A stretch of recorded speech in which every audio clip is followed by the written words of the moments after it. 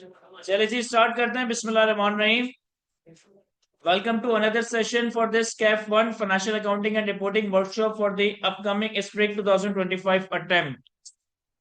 आज के एजेंडा में हमने दो इंपॉर्टेंट एरियाज अपने कोर्स के कवर करने हैं, दो इंपॉर्टेंट चैप्टर्स अपने कैफ 1 के कोर्स के कवर करने हैं। और ये दोनों एरियाज ऐसे हैं जो कि जनरली आपसे आपके एग्जाम में लॉन्ग क्वेश्चन में पूछे जाते हैं। एक स्टैंडर्ड है हमारे पास IS7 statement of cash flows का, और एक टॉपिक एक चैप्टर है हमारे पास रेशियो एनालिसिस और इंटरप्रिटेशन ऑफ फाइनेंशियल स्टेटमेंट। इन दोनों टॉपिक में से किसी एक या दोनों को छोड़ने की बेवकूफी हरगिज मत कीजिएगा, क्योंकि इसका सवाल अगर आप पास पेपर्स में देखेंगे तो 15 मार्क्स 17 मार्क्स, किसी अटेम्प्ट में कम मार्क्स का भी आया है, लेकिन जनरली ये 15 17 18 मार्क्स का टेस्ट किया जाता है। तो ये अगर आपने छोड़ दिया और एग्जाम में आ गया तो आपका पेपर लाजमी या मोस्ट लाइकली फ्लंक हो जाएगा। अच्छा, कैश फ्लोज की अगर हम बात करें तो कैश फ्लो जनरली एक ये फीडबैक है कि स्टूडेंट्स को इतना ज्यादा टफ टाइम नहीं दे रहा होता as compared to other topics. तो हम कैश फ्लोज को भी कवर करेंगे और फिर उसके बाद रेशियोज के हवाले से डिटेल में डिस्कशन करेंगे। सर, कैश फ्लोज के एरिया के अंदर कॉन्सेप्चुअली डिस्कस करने के लिए कोई बहुत सारी बातें नहीं है। कैश फ्लोज हमने प्रिपेयर करना होता है, कैश फ्लोज को हमने बनाना होता है, और कैश फ्लोज के बनाने के लिए हमारे पास दो तरह के मेथड्स अवेलेबल होते हैं। एक मेथड होता है हमारे पास डायरेक्ट मेथड, एक मेथड होता है हमारे पास इनडायरेक्ट मेथड।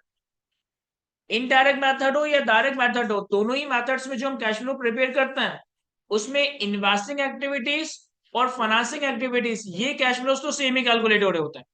चाहे मैं डायरेक्ट मेथड से कैश फ्लो बनाऊं या इनडायरेक्ट मेथड से कैश फ्लो बनाऊं, इन्वेस्टिंग एक्टिविटीज और फाइनेंसिंग एक्टिविटीज के कैश फ्लोज तो सेम ही प्रिपेयर हो रहे होंगे। जब हम डायरेक्ट या इनडायरेक्ट की बात करते हैं तो जो चेंज आ रहा होता है ना, वो ऑपरेटिंग कैश फ्लोज की प्रिपरेशन में आता है। कि आप इनडायरेक्ट मेथड में ऑपरेटिंग कैश फ्लोज की वर्किंग स्टार्ट करते हो प्रॉफिट बिफोर टैक्स के नंबर से। इस प्रॉफिट बिफोर टैक्स के नंबर में नॉन कैश इनकम और नॉन कैश एक्सपेंसेस के इंपैक्ट को अंडू करते हो, वर्किंग कैपिटल की चेंजेस को लेते हो, टैक्सेस और इंटरेस्ट के नंबर्स को एडजस्ट करते हो, आपके पास ऑपरेटिंग कैश फ्लोज कैलकुलेट हो जाता है। लेकिन डायरेक्ट मेथड में हमें थोड़ा सा डिफरेंट काम करना पड़ रहा होता है कि हम प्रॉफिट बिफोर टैक्स के नंबर से अपनी वर्किंग स्टार्ट नहीं करते, बल्कि अपने वर्किंग कैपिटल के टी अकाउंट से ये फाइंड आउट करने की कोशिश करते हैं कि हमने अपने कस्टमर से कितना कैश रिसीव किया, हमने सप्लायर्स वेंडर्स और दूसरे एक्सपेंसेस पे कितना कैश पे किया, और अकॉर्डिंगली हमारा ऑपरेटिंग कैश फ्लोज कैलकुलेट हो रहा होता है। तो आज के सेशन के अंदर हम कैश फ्लो से पर्टेनिंग दो सवाल देखेंगे, और दोनों सवाल ऐसे मैंने आइडेंटिफाई किए जो दोनों सवाल हम डायरेक्ट मेथड से भी सॉल्व करेंगे और इनडायरेक्ट मेथड से भी सॉल्व करेंगे, ताकि हमें एक होलिस्टिक व्यू मिले कि ये डायरेक्ट इनडायरेक्ट मेथड किस तरह से काम कर रहा होता है। एग्जामिनर कमेंट्स देख रहा था पिछली 10-12 अटेम्प्ट के कैश फ्लोज के सवाल के ऊपर, तो कुछ जगहों पर एग्जामिनर कमेंट ऐसा था जो कि मतलब बहुत ही कोई बेतुकी हरकत या बेतुकी गलती कर दी थी। कि एग्जामिनर ने कमेंट में ये बात लिखी है कि हमने सवाल की रिक्वायरमेंट में स्पेसिफिकली मेंशन किया कि डायरेक्ट मेथड से करना है, स्टूडेंट ने इनडायरेक्ट मेथड से कैश फ्लो बना दिया। यह हमने आता होगा, यह हमने सवाल के अंदर स्पेसिफिकली मेंशन किया कि इनडायरेक्ट मेथड से कैश फ्लो करना है, और स्टूडेंट ने उसे डायरेक्ट मेथड से सॉल्व कर दिया। तो एटलीस्ट ये बेवकूफी मत कीजिएगा, क्योंकि अगर उसने मांगा है डायरेक्ट मेथड और आप इनडायरेक्ट मेथड से कैश फ्लो बना देते हो, तो आपको इन्वेस्टिंग और फाइनेंसिंग एक्टिविटीज के तो मार्क्स मिलेंगे, जो आपने ऑपरेटिंग कैश फ्लोज पे टाइम जाए किया उसके कोई मार्क्स नहीं मिलेंगे, और वाइस वर्सा हो सकता है।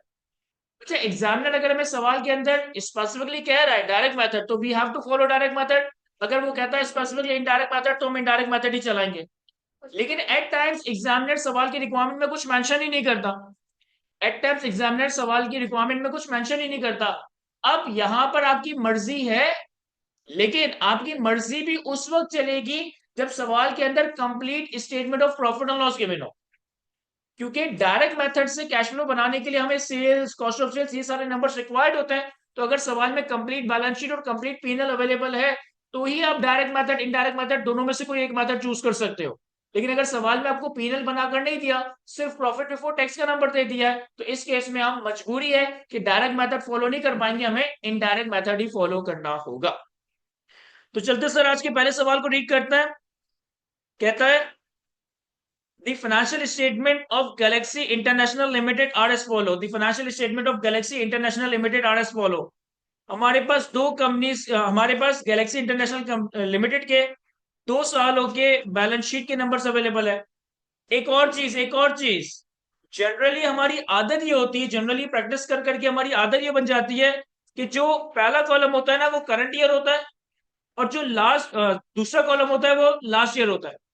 लेकिन मैं अपना पर्सनल एक्सपीरियंस बता रहा हूँ कि मैं सीए फाइनल का advance financial accounting and reporting का एग्जाम दे रहा था, और उसमें 25 मार्क का सवाल आया था कंसोलिडेटेड कैश फ्लोज का। कंसोलिडेशन एक ऐसा आइडिया है जो आप एफआर 2 में और सीए फाइनल में पढ़ेंगे।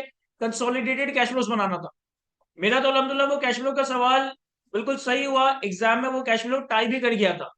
लेकिन जब मैं पेपर से बाहर निकला तो एक दोस्त से मेरी मुलाकात हुई, तो उसने कहा मुर्तजा पेपर तो बहुत अच्छा हुआ, लेकिन एक लफ्ज इस्तेमाल किया वो मैं यहाँ इस्तेमाल नहीं कर सकता। तो मैंने बोला क्या किया? कह रहे यार मैंने ना सारे कैश फ्लोज में ओपनिंग को क्लोजिंग ले लिया और क्लोजिंग को ओपनिंग ले लिया। तो मैंने बोला कैश फ्लो तो टाई नहीं हो रहा होगा। कह रहा टाई कहाँ से होगा जब मैंने उल्टा पुल्टा कर दिया। खैर उसका पेपर तो निकल गया, बाकी चीजें सही कर दी होगी उसने। तो आपने ये जरूर देखना है कि आपके पास करंट ईयर कौन सा है, आपके पास प्रायर ईयर कौन सा है। अब हमारे पास बैलेंस शीट पे क्या क्या आ रहा है? सर हमारे पास property plant and equipment, intangibles, long term loan and advances. Non current assets में, करंट एसेट्स में inventory, account receivable, advance deposits and prepayments, cash and bank. Cash and bank saving account अलग आ रहा है, current account अलग आ रहा है। फिर हमारे पास इक्विटी में ordinary share, share premium, revaluation reserve, retained earnings. Total equity में हमारे पास 10% long term loan. Current liabilities में हमारे पास 11% short term loan. Accounts payable, interest payable, bank overdraft, provision for legal claim, provision for taxation. तो एक काफी detail, काफी कॉम्प्रिहेंसिव हमारे पास बैलेंस शीट अवेलेबल है। देन हमारे पास statement of profit and loss के नंबर्स भी आ रहे हैं, और ईयर एंड हमारा 30 जून 2014। Statement of profit and loss में हमारे पास sales, cost of sales, gross profit, admin expense, selling expense, operating profit, interest income, financial charges, profit before taxation, taxation, profit after tax, brought forward profit यानी कि opening retained earnings या opening accumulated profit, और इसमें for the year profit add हुआ तो हमारे पास total अनअप्रोप्रिएटेड profits आ गए हैं। फिर हमारे पास कुछ एडिशनल इंफॉर्मेशन है, और रिक्वायरमेंट में हमें कहता है कि prepare statement of cash flows for the year ended 30 जून 2014 in accordance with IAS 7 using both direct and indirect method. ठीक हो गया सर?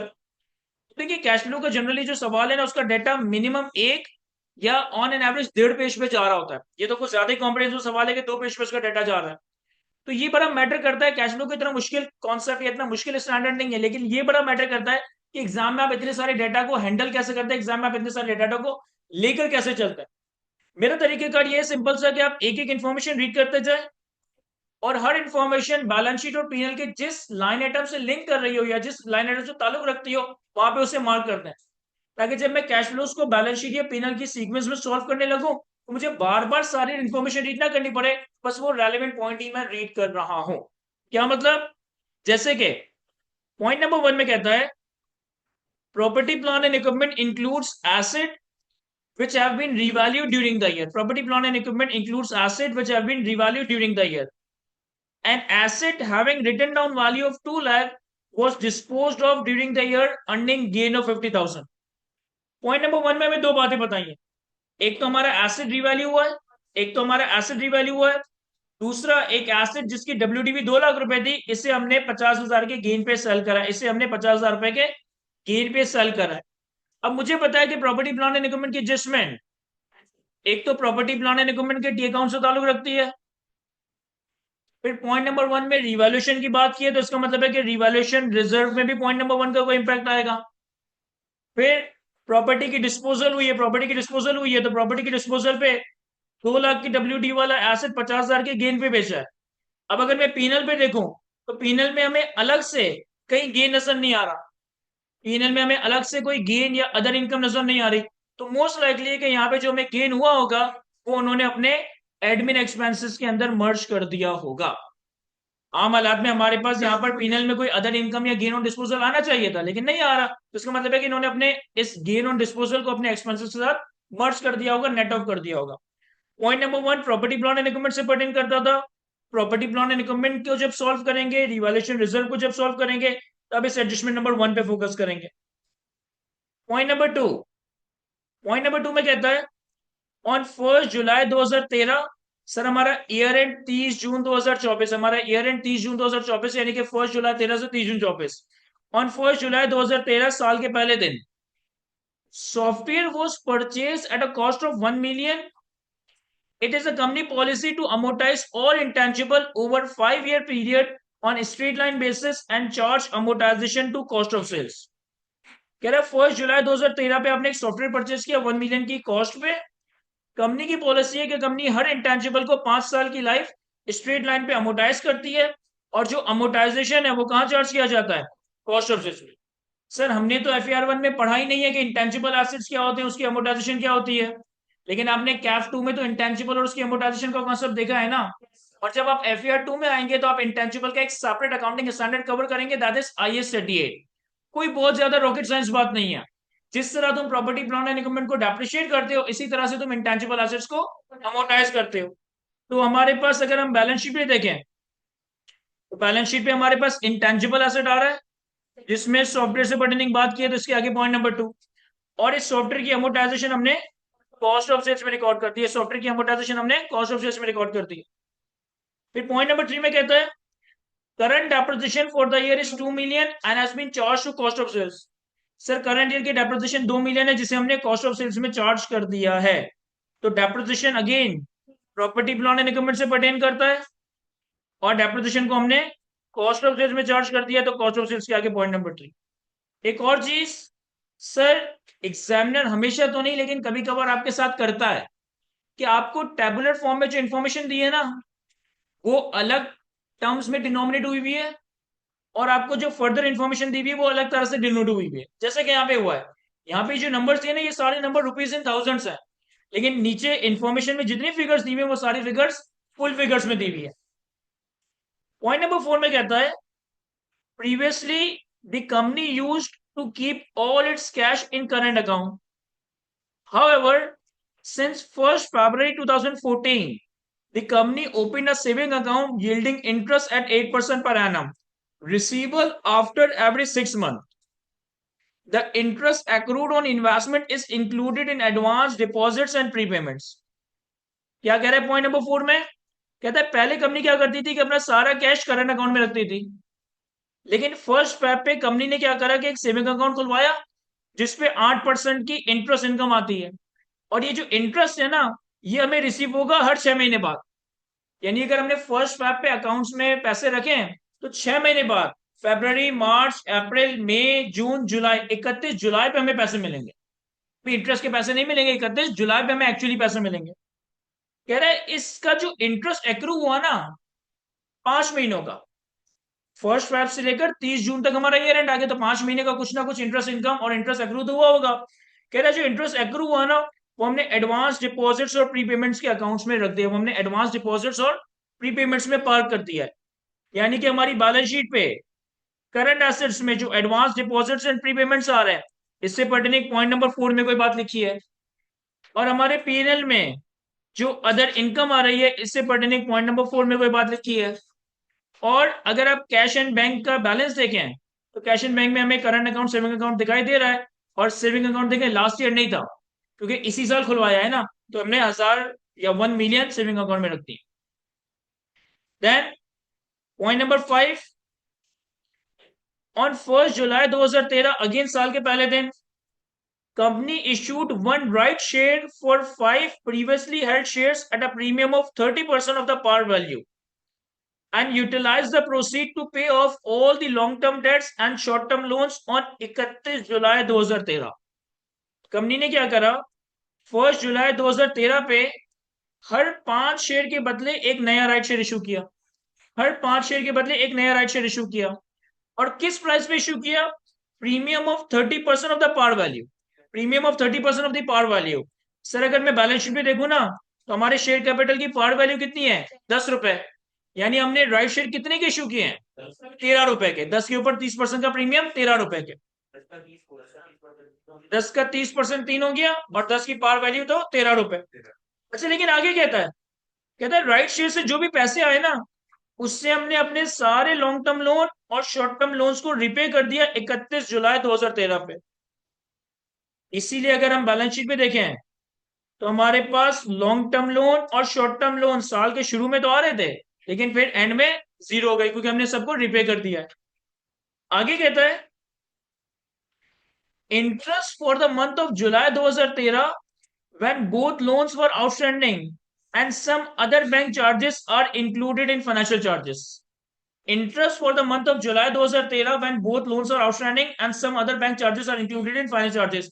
देखिए आपने एक महीने बाद ये लोन रिपे किए हैं, तो एक महीने तो इन लोन के ऊपर कुछ ना कुछ सूद लगा होगा, कुछ ना कुछ बैंक चार्जेस वगैरह लगे होंगे, ये सब कुछ हमारी पीएनएल में फाइनेंशियल चार्जेस में शामिल है। तो हमारी जो एडजस्टमेंट नंबर 5 है, इसमें राइट शेयर्स का जिक्र किया है। राइट शेयर्स हमारे ऑर्डिनरी शेयर में भी इंपैक्ट क्रिएट करेंगे, शेयर प्रीमियम में भी इंपैक्ट क्रिएट करेंगे। इन राइट शेयर्स के पैसों से हमने लॉन्ग टर्म लोन और शॉर्ट टर्म लोन को रिपे कर दिया, और इन लोन के ऊपर जो इंटरेस्ट है वो इस फाइनेंशियल चार्जेस के अंदर इंक्लूडेड है। Clear?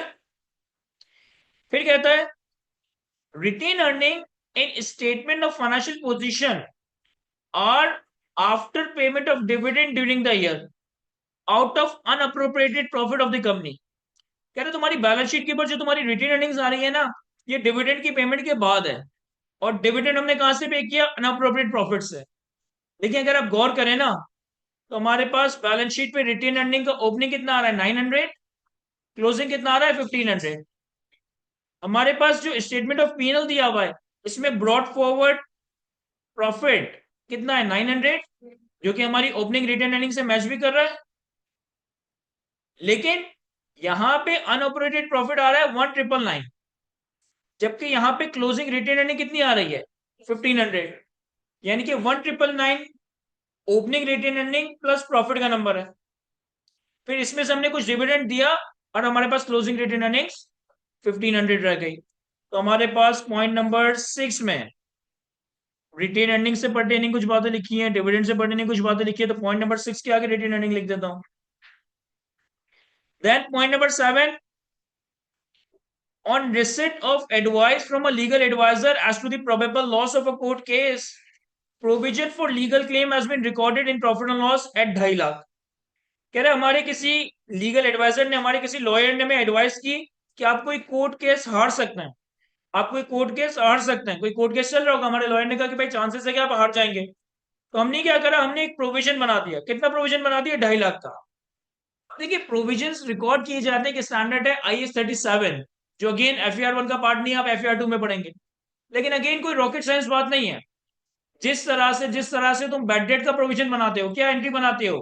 Bad debt expense debit, provision for bad date credit. इसी तरीके से अगर हमें कोई और खर्चा करना हो जिससे हमें पता हो कि हमें खर्चा करना है, तो हम उसका एक नॉर्मल प्रोविजन बनाते हैं एज पर दी IS 37, और इसकी एंट्री क्या बनती है? एक्सपेंस डेबिट हो रहा होता है, प्रोविजन क्रेडिट हो रहा होता है। तो कहता है कि 2.5 लाख रुपए का हमने प्रोविजन रिकॉर्ड किया। अब 2.5 लाख रुपए का आपने जब प्रोविजन रिकॉर्ड किया एंट्री नंबर 7 में, तो हमारी बैलेंस शीट में हमें provision for legal game separately दिखाई दे रहा है। हमें provision for legal game separately दिखाई दे रहा है। सर एक तो आपने लायबिलिटी क्रेडिट की होगी, और दूसरा आपने इसका एक्सपेंस भी डेबिट किया होगा ना, दूसरा आपने इसका एक्सपेंस भी डेबिट किया होगा। अब यहाँ सेपरेटली प्रोविजन एक्सपेंस कहीं नहीं दिखाई दे रहा, तो इस एक्सपेंस को भी हमने अपने एडमिन एक्सपेंस में ही पार्क कर दिया होगा, हमने अपने एडमिन एक्सपेंसेस में ही पार्क कर दिया होगा। क्या ये बातें समझ आ रही है हमें? सर एक दफा आप लोग सवाल को खुद से दोबारा से रीड करें, मीनवाइल में कुछ फॉर्मेट वगैरह बना लेता हूं, फिर हम इसे सॉल्व करते हैं।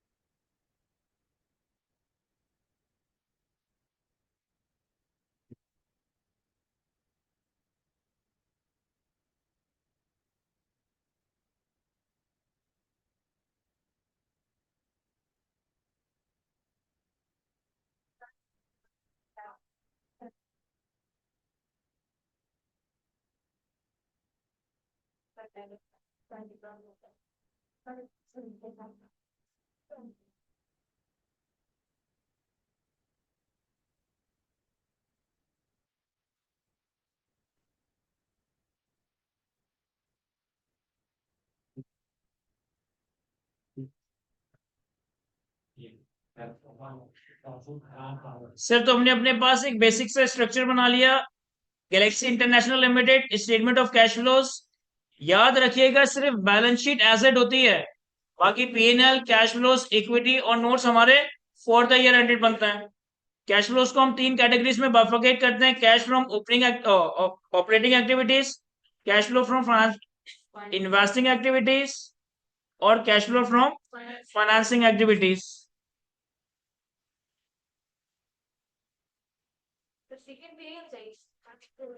कोशिश करें कि फॉर्मेट फॉलो करें।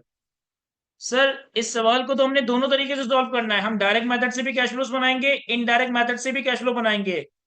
आप जिससे कहेंगे पहले मुझसे सॉल्व कर लेंगे। पहले सर इनडायरेक्ट मेथड से सॉल्व कर लेते हैं। चले पहले एक दफा हम इनडायरेक्ट मेथड से कैश फ्लो सॉल्व करते हैं, उसके बाद डायरेक्ट मेथड से हमें operating cash flows, investing cash flows और फाइनेंसिंग कैश फ्लोज को दोबारा नहीं बनाना पड़ेगा, सिर्फ ऑपरेटिंग वाला पार्ट हम दोबारा से रिप्रिपेयर कर रहे होंगे। अब देखें, cash flow from operating activities आपका स्टार्ट होगा प्रॉफिट बिफोर टैक्स के नंबर से। प्रॉफिट बिफोर टैक्स हमारे पास पीएनएल में अवेलेबल है, दैट इज 1428। सर मैं अपने सारे नंबर्स रुपीज एंड थाउजेंड्स में लेके चल रहा हूं। मैं अपने सारे नंबर्स रुपीज एंड थाउजेंड्स में लेके चल रहा हूं। अच्छा, अब इनडायरेक्ट मेथड के लिए सबसे आइडियल ये है कि आपके पास बैलेंस शीट पे जितनी चीजें आ रही है ना, आप हर किसी का एक टी अकाउंट बना लो। जब आप हर किसी का एक टी अकाउंट बना लेंगे ना, मोस्ट लाइकली आपका कैश फ्लो रिकंसाइल कर जाएगा।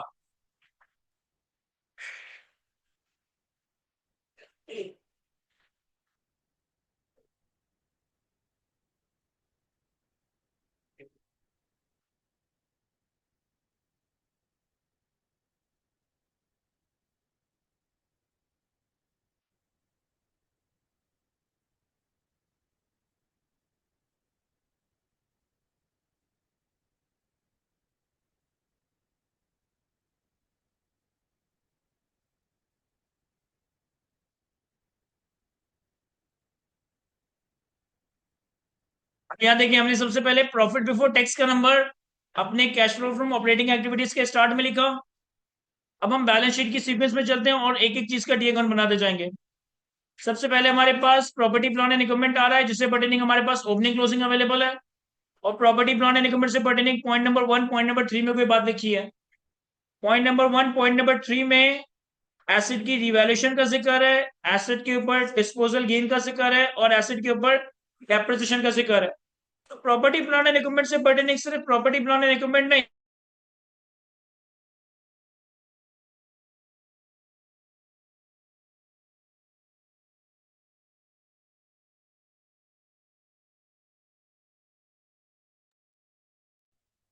सर मैं दोबारा से रिपीट करता हूँ, क्लास डिस्कनेक्ट होने से पहले मैंने क्या बात कही। सर मैंने operating cash flows profit before tax के नंबर से स्टार्ट किया। प्रॉफिट बिफोर टैक्स का नंबर हमारे पीएनएल में अवेलेबल था और हमने सबसे पहले बैलेंस शीट का लाइन आइटम देखा तो प्रॉपर्टी प्लांट एंड इक्विपमेंट, जिससे पर्टेनिंग पॉइंट नंबर 1 और 3 में कोई बात लिखी थी। पॉइंट नंबर 3 में रिवैल्यूएशन का जिक्र था, एसेट की डिस्पोजल का जिक्र था और पॉइंट नंबर 3 में डेप्रिसिएशन का जिक्र था। अब मुझे पता है कि प्रॉपर्टी प्लांट एंड इक्विपमेंट से पर्टेनिंग मेरी बैलेंस शीट पे दो रिलेटेड टी अकाउंट है, एक तो प्रॉपर्टी प्लांट एंड इक्विपमेंट का अपना, दूसरा रिवैल्यूएशन सरप्लस का। तो दोनों के टी अकाउंट्स में 60 ड्रॉ कर रहा हूं और जितनी भी वर्किंग्स करेंगे हम प्रॉपरली रेफर करेंगे। तो working 1 property plant and equipment, working 2 revaluation surplus. सब प्रॉपर्टी प्लांट एंड इक्विपमेंट का ओपनिंग है 13,000, क्लोजिंग है 12,000।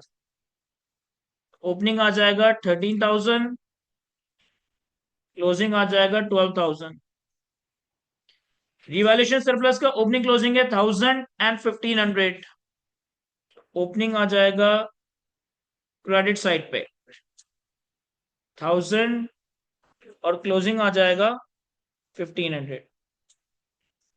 पॉइंट नंबर 1 में इन्होंने कहा था कि हमने ड्यूरिंग द ईयर एक एसेट रिवैल्यू किया, हमने ड्यूरिंग द ईयर एक एसेट रिवैल्यू किया, तो सर अगर मैं रिवैल्यूएशन सरप्लस के अकाउंट में ओपनिंग क्लोजिंग का डिफरेंस देखूं तो हमारे पास बैलेंसिंग आ रहा है 500, यानी कि ड्यूरिंग द ईयर हमने 500 से प्रॉपर्टी प्लांट एंड इक्विपमेंट को अपवर्ड रिवैल्यू किया होगा, 500 से प्रॉपर्टी प्लांट एंड इक्विपमेंट को अपवर्ड रिवैल्यू किया होगा। अब अपवर्ड रिवैल्यूएशन की एंट्री क्या बनती है, property plant and equipment debit, revaluation surplus credit, यानी कि प्रॉपर्टी प्लांट एंड इक्विपमेंट में डेबिट साइड पे रिवैल्यूएशन सरप्लस के नाम से 500 आ जाएगा। अब ये जो 500 से आपने एसेट को अपवर्ड रिवैल्यू किया, ये रिवैल्यूएशन गेन कहां जाता है सर, ये रिवैल्यूएशन का अपवर्ड रिवैल्यूएशन का गेन जाता है रिवैल्यूएशन सरप्लस ओसीआई में, यानी कि ये रिवैल्यूएशन गेन आपके प्रॉफिट बिफोर टैक्स के अंदर शामिल है ही नहीं। आपके प्रॉफिट बिफोर टैक्स के अंदर ये रिवैल्यूएशन गेन शामिल है ही नहीं, तो इसे अंडू भी करने की जरूरत नहीं। लेकिन अगर इन केस के इसने कहा होता कि यहाँ पे रिवैल्यूएशन लॉस है जो कि पीनल में रिकॉर्डेड है, यहाँ पे कोई रिवैल्यूएशन लॉस है जो पीनल में रिकॉर्डेड है, तो इसका मतलब है वो रिवैल्यूएशन लॉस पीनल के अंदर माइनस हुआ है, उसका मैं अफेक्ट अंडू करने के लिए उसे ऐड कर देता। इसके बाद इन्होंने पॉइंट नंबर 1 में एक और बात कही है कि एक एसेट जिसकी डब्ल्यूटीवी 2 लाख है, इसे हमने 50,000 का बेच दिया, सॉरी इसको हमने 50,000 के गेन पे बेच दिया, तो जब आपने एसेट डिस्पोज ऑफ किया होगा तो इसकी कैरिंग वैल्यू क्रेडिट साइड पे 2 लाख क्रेडिट हुई होगी। अब अगर मैंने 2 लाख का एसेट बेचा है 50,000 के गेन पे, तो हमारी सेल प्रोसीड कितनी रही होगी, 2.5 लाख। सर जो एसेट की डिस्पोजल पे हमें सेल प्रोसीड रिसीव हुई, ये हमारे पास इन्वेस्टिंग एक्टिविटीज में आ जाएगा, disposal of property plant and equipment 2.5 lakh, disposal of property plant and equipment 2.5 lakh, और चूंकि आपने पूरी सेल प्रोसीड्स को इन्वेस्टिंग एक्टिविटीज में ले लिया, तो जो पीबीटी के अंदर गेन ऑलरेडी शामिल है वो 50,000 का पोर्शन तो डबल काउंट हो जाएगा ना, तो हम यहाँ पे क्या करेंगे कि less gain on disposal of property plant and equipment working 1, 50 के गेन को हम रिवर्स कर देंगे, 50 के गेन को हम माइनस कर देंगे। पॉइंट नंबर 1 में जो बातें लिखी थी उसे मैंने अकाउंट फॉर कर दिया है। पॉइंट नंबर 3 में हमें करंट ईयर डेप्रिसिएशन का नंबर दे रहा है, दैट इज 2 मिलियन। तो depreciation property plant and equipment में क्रेडिट साइड पे आ रही होती है, और डेप्रिसिएशन एक नॉन कैश एक्सपेंस है, तो being a non cash expense इसे हम अपने पीबीटी में ऐड कर देंगे। तो 2 मिलियन का डेप्रिसिएशन हमने पीबीटी में ऐड कर दी। अब पॉइंट नंबर 1 और पॉइंट नंबर 3 में जो बातें लिखी थी उसे तो प्लॉट कर दिया, लेकिन एक बार देख ले कि क्या हमारा पीपी का अकाउंट ऑलरेडी रिकंसाइल्ड है या इसमें कुछ बैलेंसिंग आ रहा है। सर हमारे पास कुछ बैलेंसिंग एडिशन आ रही है, कितनी, 700 की हमारे पास बैलेंसिंग एडिशंस आ रही हैं, यानी हमने ड्यूरिंग द ईयर 700 का कोई property plant and equipment purchase किया है, तो इसे मैं अपने पास इन्वेस्टिंग एक्टिविटीज में purchase of property plant and equipment 700 negative दिखा दूंगा। नेगेटिव इसलिए क्योंकि हमने एसेट बाय किया तो हमारे पास से कैश गया होगा। ये हमारे पास प्रॉपर्टी प्लांट एंड इक्विपमेंट से पर्टेनिंग सारी एडजस्टमेंट्स मैनेज हो गई है। इसके बाद हमारी बैलेंस शीट के ऊपर इंटेंजिबल एसेट्स आ रहे हैं, इसके बाद हमारी बैलेंस शीट के ऊपर इंटेंजिबल एसेट्स आ रहे हैं, ओपनिंग 0 क्लोजिंग 800। तो हमारे पास working 3, intangible, opening 0, closing 800। Intangible से पर्टेनिंग हमें सवाल की पॉइंट नंबर 2 में कुछ बताया था। पॉइंट नंबर 2 में बताया है कि ऑन 1 जुलाई 2013 साल के पहले दिन company purchase an intangible of 1 million. It is the policy of the company to amortise all intangible over the period of 5 years। हमने ड्यूरिंग द ईयर एक इंटेंजिबल परचेज किया, तो हमारे पास डेबिट साइड पे एसेट की परचेजेस आ रही होगी 1 मिलियन, 5 साल पे इसे अमोर्टाइज करना है, तो इसका मतलब है कि इसके अकाउंट में क्रेडिट साइड पे अमोर्टाइजेशन एक्सपेंस आ रहा होगा 200 का। अच्छा ये तो सवाल बनाने वाला मासूम है कि इसने 1 मिलियन की कॉस्ट बता दी, इसने 1 मिलियन की कॉस्ट बता दी, लेकिन अगर वो खाली ये कहे ना कि 1 जुलाई 2013 पे सॉफ्टवेयर वर्स परचेज बस, और कॉस्ट ना बताए, तो आप कॉस्ट खुद कैलकुलेट कर सकते हो कि अगर 1 साल अमोर्टाइज करने के बाद एसेट 8 लाख का है, तो मैं 8 लाख को डिवाइडेड बाय 4 मल्टीप्लाई बाय 5 करके इसकी कॉस्ट डिटरमाइन कर सकता हूँ। सही है। सर आपने इंटेंजिबल परचेज किया 1000 का, तो आपके पास से 1000 रुपए कैश गए होंगे।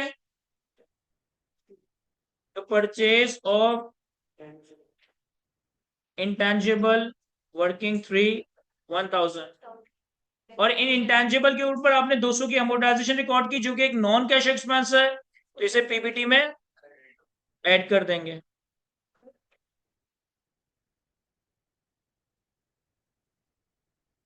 जी सर, हमारे पास इंटेंजिबल से पर्टेनिंग लाइन आइटम क्लोज हो गया। इसके बाद हमारे पास अगला लाइन आइटम आ रहा है long term loan and advances. इससे पर्टेनिंग सवाल में कोई एडिशनल बात नहीं दी, लेकिन इन्होंने ओपनिंग बैलेंस 400 और क्लोजिंग 900। सर ये लॉन्ग टर्म लोन और एडवांसेस क्या होता है कि अगर कंपनी अपने एम्प्लॉयज को या अपनी किसी रिलेटेड पार्टी को कोई लोन वगैरह दे रही है, तो अगर इसका ओपनिंग बैलेंस 400 और क्लोजिंग 900 है, तो इसका मतलब है ड्यूरिंग द ईयर कंपनी ने 500 का मजीद कोई लोन दिया है। ड्यूरिंग द ईयर कंपनी ने 500 का मजीद कोई लोन दिया है, तो हमारे पास 500 के इस लोन देने के नतीजे में कैश गया होगा। तो हमारे पास रिपीट क्यों होगा, लोन एंड एडवांसेस गिवन कितना 900 माइनस 400 500। ये मैं अपनी इन्वेस्टिंग एक्टिविटीज में दिखा दूंगा, क्योंकि लोन देकर हम सूद कमा रहे होते हैं, यानी कि लोन में पैसा इन्वेस्ट करके हम सूद इनकम कमा रहे होते हैं।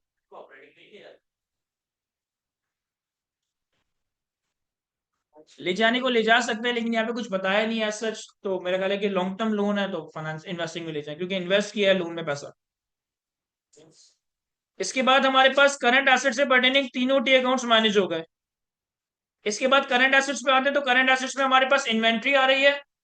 सर इन्वेंट्री रिसीवेबल और पेबल, इन्वेंट्री ट्रेड रिसीवेबल और ट्रेड पेबल में जो भी चेंज आता है, इसे हम as a working capital change दिखा देते हैं। तो अगर मैं इन्वेंट्री को देखूं, तो इन्वेंट्री इंक्रीज हो रही है। क्या मुझे टी अकाउंट बनाने की जरूरत है या मैनेज कर लेंगे। सर इन्वेंट्री में इंक्रीज आ रहा है, तो increase in inventory 700 minus 600 add होगा लेस होगा, लेस होगा। अगर इन्वेंट्री का बैलेंस बढ़ रहा है, यानी आप अपना पैसा इन्वेंट्री में फंसा रहे हो, यानी कि आपका कैश फ्लो के ऊपर नेगेटिव इंपैक्ट है। देन अकाउंट रिसीवेबल का बैलेंस भी बढ़ रहा है, तो हमारे पास इंक्रीज इन अकाउंट रिसीवेबल कितने से 400 से बढ़कर 600 हो गया, तो 200 अगेन नेगेटिव। अगर आपका रिसीवेबल बैलेंस बढ़ रहा है, यानी कि आपके कस्टमर ज्यादा उधार ले रहे हैं, अगर आपके कस्टमर ज्यादा उधार ले रहे हैं, आपका पैसा बिजनेस में फंस रहा है, कैश फ्लो के ऊपर negative impact. Then advance deposits and prepayments, और इससे पर्टेनिंग पॉइंट नंबर 4 में कुछ लिखा है। पॉइंट नंबर 4 में क्या लिखा है, पॉइंट नंबर 4 में कहता है कि पहले हम सारा पैसा करंट अकाउंट में रखते थे, फर्स्ट स्टेप पे हमने सेविंग अकाउंट खुलवाया और सेविंग अकाउंट में पैसा रख दिया, और इस इन्वेस्टमेंट के ऊपर जो भी इंटरेस्ट इनकम आई ना, इंटरेस्ट एक्रू हुआ ना, वो हमारे एडवांस डिपॉजिट्स एंड प्रीपेमेंट्स में शामिल है, वो हमारे एडवांस डिपॉजिट्स एंड प्रीपेमेंट्स में शामिल है। अब यहां देखें, मैं एडवांस डिपॉजिट्स एंड प्रीपेमेंट्स का अगर अकाउंट बनाऊं,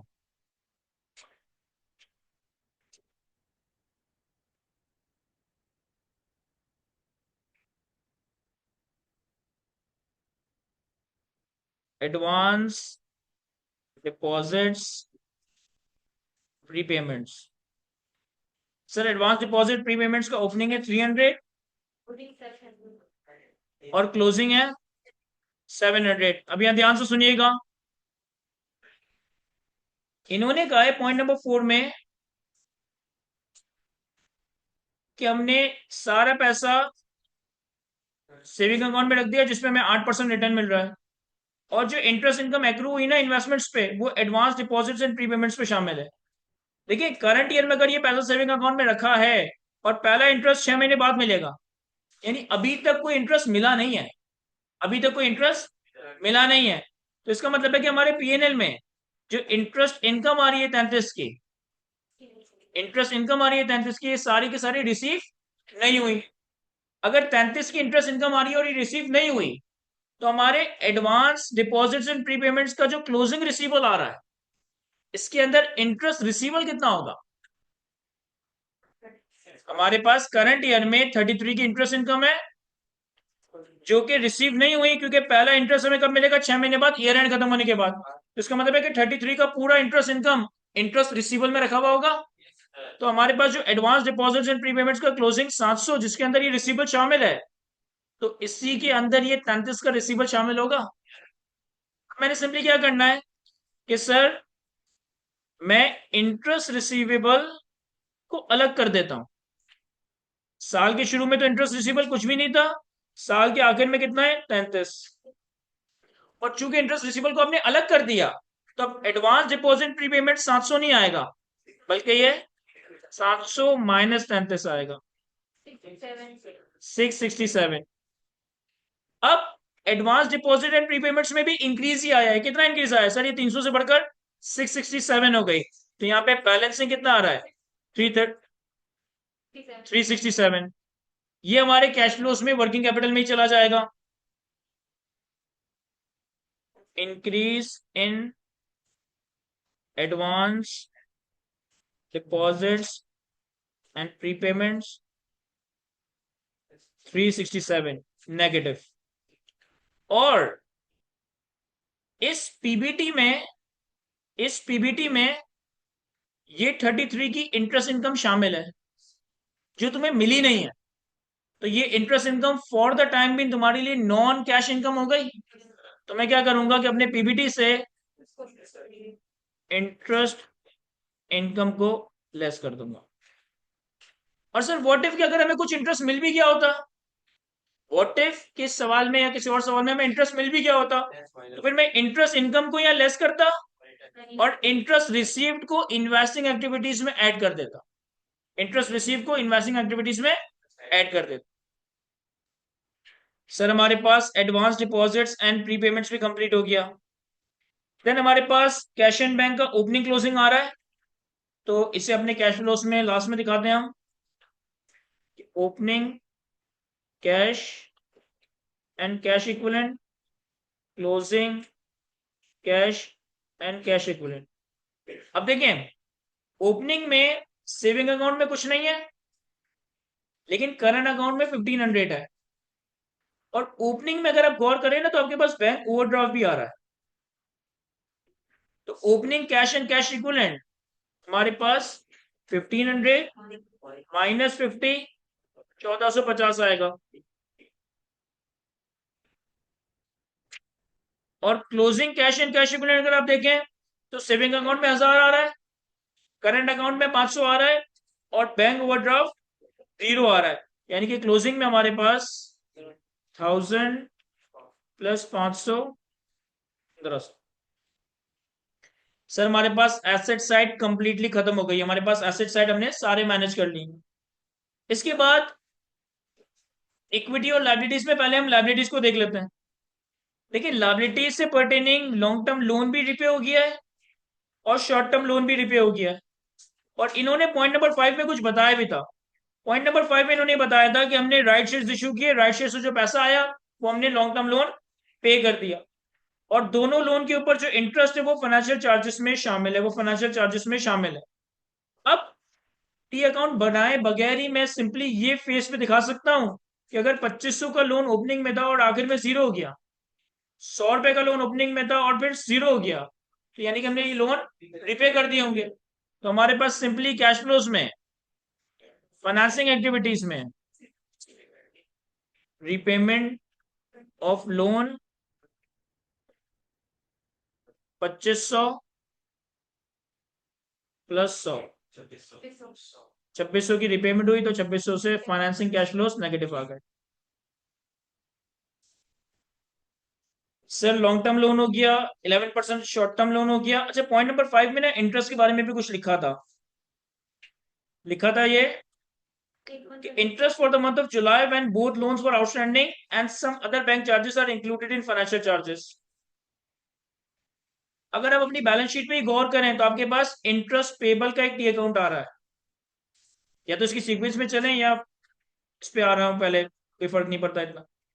इंटरेस्ट पेबल का ओपनिंग है 200, क्लोजिंग है 100, और फाइनेंशियल चार्जेस के अंदर 105 का इंटरेस्ट एक्सपेंस आ रहा है। यानी कि मैं इंटरेस्ट पेबल का एक टी अकाउंट बना सकता हूं यहाँ पे। Working 6 interest payable, interest payable का ओपनिंग है 200, क्लोजिंग है 100,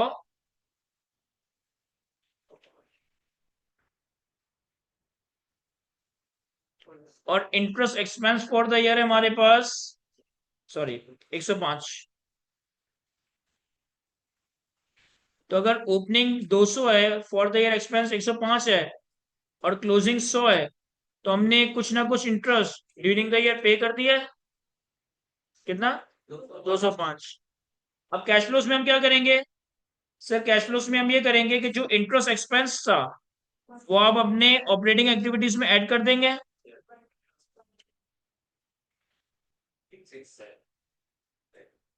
वर्किंग 6 105, और जो इंटरेस्ट आपने पे किया उससे आप फाइनेंसिंग एक्टिविटीज में लेस कर देंगे। ठीक है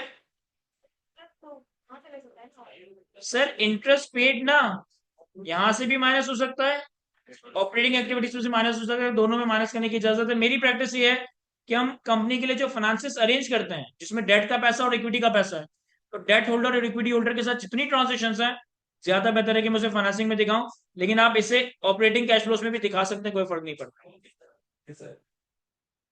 नहीं नहीं नहीं, टैक्स तो टैक्स है ना, वो तो यहीं से माइनस होगा।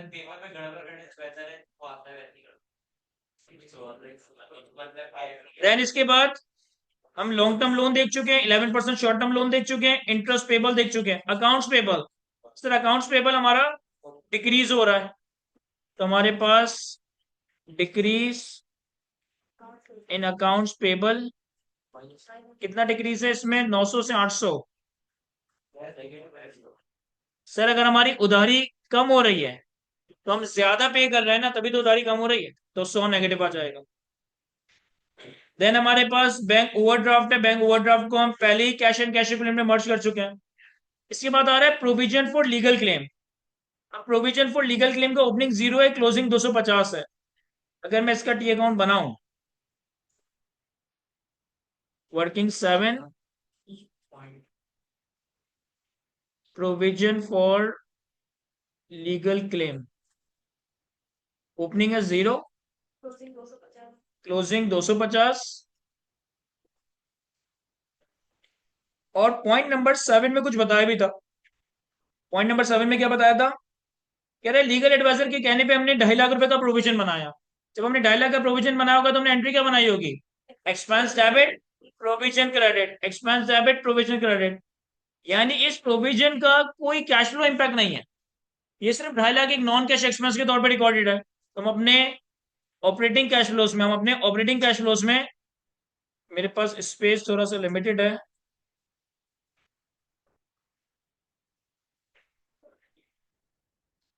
इससे मैं यहाँ नीचे ले जाता हूँ वर्किंग कैपिटल के चेंजेस को। तो हमारे पास ऐड हो जाएगा provision for legal claim 2.5 lakh. इसके बाद हमारे पास लाइबिलिटीज में लास्ट है provision for taxation. Provision for taxation में हमारे पास ओपनिंग भी है, क्लोजिंग भी है, और पीएनएल में हमारे पास टैक्स एक्सपेंस भी आ रहा है, तो इसका हमें एक टी अकाउंट बनाना पड़ेगा।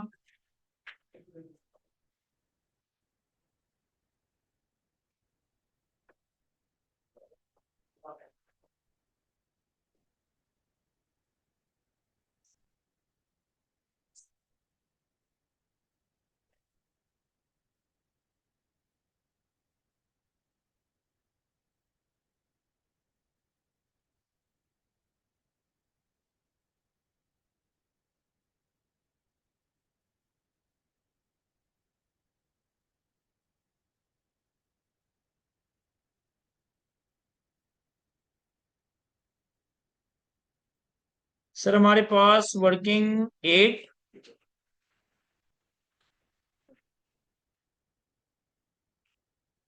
Provision for tax, provision for tax का ओपनिंग है 400, क्लोजिंग है 300।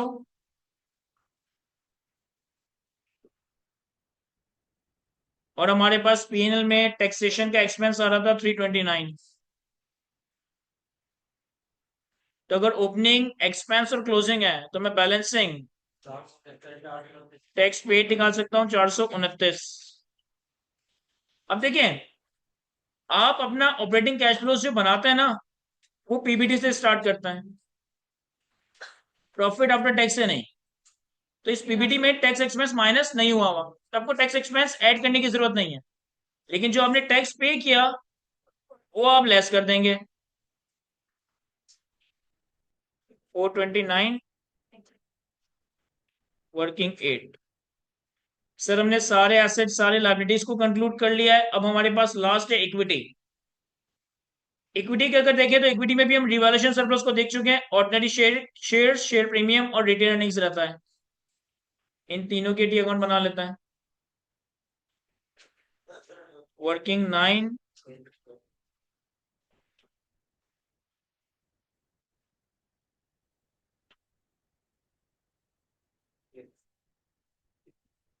Share capital working 10, share premium और वर्किंग 11, रिटेन अर्निंग। यस, बिल्कुल मर्ज हो सकता है। और कोई थोड़ा ज्यादा तेज है तो वो शेयर प्रीमियम और शेयर कैपिटल का अकाउंट बनाए बगैर भी मैनेज कर सकता है, जरूरत नहीं कि अकाउंट बनाए। ये तो मैं क्लासरूम में समझाने के लिए हर चीज का टी अकाउंट बना रहा हूँ। सर शेयर कैपिटल का ओपनिंग क्लोजिंग कितना है? सर शेयर कैपिटल का ओपनिंग क्लोजिंग है 10,000 और 12,000।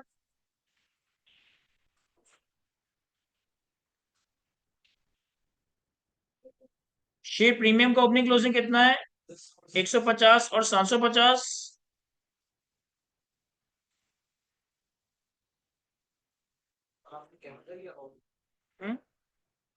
सर आपने उल्टा पुल्टा लिख दिया है। ये शेयर प्रीमियम है और ये शेयर कैपिटल। अब देखें, यहाँ पे आपके पास शेयर कैपिटल में बैलेंसिंग कैलकुलेट हो रहा है 2,000, और यहाँ पर आपके पास बैलेंसिंग कैलकुलेट हो रहा है 600। तो वैसे तो उन्होंने हमें शेयर कैपिटल शेयर प्रीमियम से पर्टेनिंग पॉइंट नंबर 5 में कुछ बताया था, मैंने उसको रीड किए बगैर ही बैलेंसिंग निकाला तो 2,000 और 2,600 आ गया हमारे पास के 2,600 के अगेंस्ट हमने राइट शेयर्स इशू किए होंगे। 2,600 के अगेंस्ट हमने राइट शेयर्स इशू किए होंगे। और अगर कोई कैलकुलेट करना चाहे कि कैसे इशू किए होंगे, देखो 10,000 ओपनिंग शेयर कैपिटल है, 10,000। हर शेयर की पार वैल्यू कितनी है? 10 रुपए। यानी कि ये रिप्रेजेंट कर रहे हैं 1,000 शेयर्स को। हमने 13 रुपए का एक शेयर इशू किया तो हमारे पास 1,300 आए होंगे या 13,000 आए होंगे। सॉरी सॉरी सॉरी, हमने जो राइट शेयर इशू किया है वो एक रेशियो में इशू किया है ना। कह रहा है हमने हर 5 के बदले एक राइट शेयर इशू किया है, हर 5 के बदले एक राइट शेयर इशू किया है, यानी कि 1,000 multiply by 1/5, 200 right share issue किए। और 200 राइट शेयर कितने के इशू किए? 13 रुपए के। तो ये कितना हुआ? 2,600। और यहां से भी हमने 2,000 और 600, 2,600 ही निकाला था। तो हमारे पास फाइनेंसिंग एक्टिविटीज में issue of shares 2,600, working 9, working 10।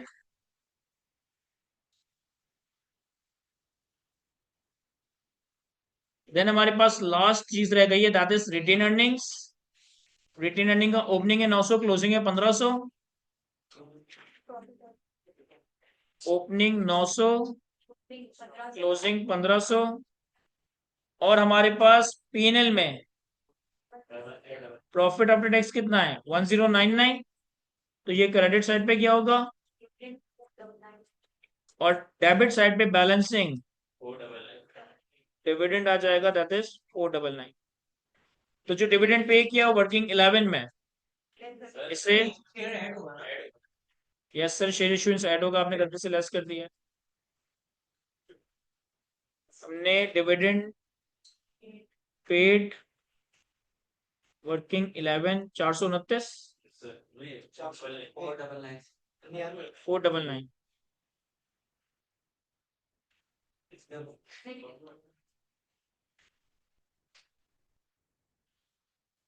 ये हमारे पास डिविडेंड पेड नेगेटिव में होगा। सर ये हमारे पास नेट कैश जनरेटेड वगैरह आ जाएगा।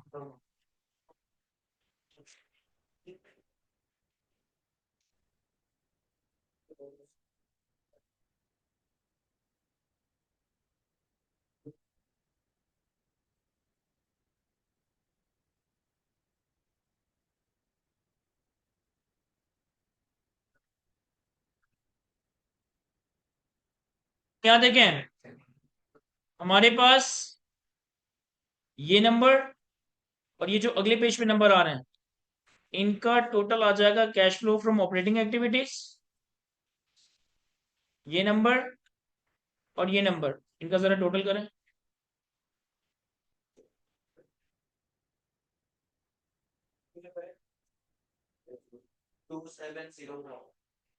2704 positive negative? Positive cash flow from operating activities आ गया हमारे पास 2704। फिर हमारे पास इन्वेस्टिंग एक्टिविटीज का टोटल गलत लग रहा है वैसे तो। सिर्फ इसका, सिर्फ ये 4 नंबर्स का टोटल बताओ।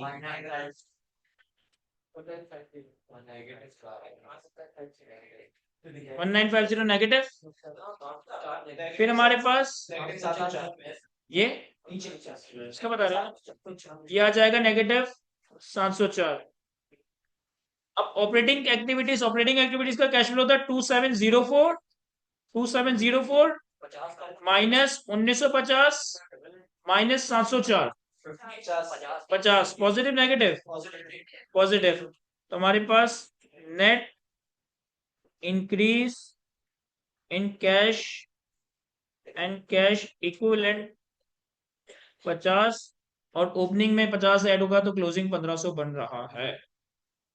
क्या ये समझ आता है? मैं अभी ये सवाल कंप्लीट नहीं हुआ, इनडायरेक्ट मेथड किया हमने, डायरेक्ट मेथड रहता है। कॉपी करें पहले से, फिर हम डायरेक्ट मेथड सॉल्व करते हैं। चलिए जी आगे बढ़ते हैं। अब देखें, हमने इनडायरेक्ट मेथड से कैश फ्लो प्रिपेयर करके हमने कैश फ्लो रिकंसाइल कर दिया। इसी सवाल को अगर हम डायरेक्ट मेथड से सॉल्व करें, इसी सवाल को अगर हम डायरेक्ट मेथड से सॉल्व करें, तो इन्वेस्टिंग कैश फ्लोज और फाइनेंसिंग कैश फ्लोज तो एज इट इज रहेंगे। जो फर्क आएगा वो आप लोग ऑपरेटिंग एक्टिविटीज में आएगा। देखिए, जब हम इनडायरेक्ट मेथड से कैश फ्लोज बनाते हैं ना, जब हम इनडायरेक्ट मेथड से कैश फ्लोज बनाते हैं, तो हमारा फोकस होता है कि हम बैलेंस शीट की सीक्वेंस में चलते हैं, एसेट, लायबिलिटी और इक्विटी। अगर आपने डायरेक्ट मेथड से कैश फ्लो बनाना है ना, तो ज्यादा बेहतर है कि आप पहले पीएनएल को किल करें, यानी कि पीएनएल की सीक्वेंस में चले, उसके बाद फिर बैलेंस शीट पर आए, तो डायरेक्ट मेथड में कोई चीज मिस आउट नहीं होगी। क्या मतलब? अब हम पूरा कैश फ्लो दोबारा से नहीं बनाएंगे, सिर्फ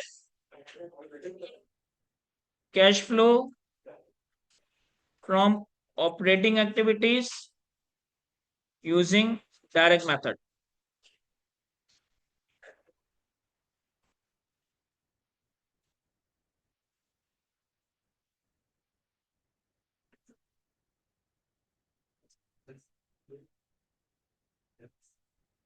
देखिए, डायरेक्ट मेथड में आपका कैश फ्लो पीपीटी से स्टार्ट नहीं होगा, बल्कि आपने पीपीटी, बल्कि आपने पीएनएल के एक एक लाइन आइटम को खंगालना पड़ेगा।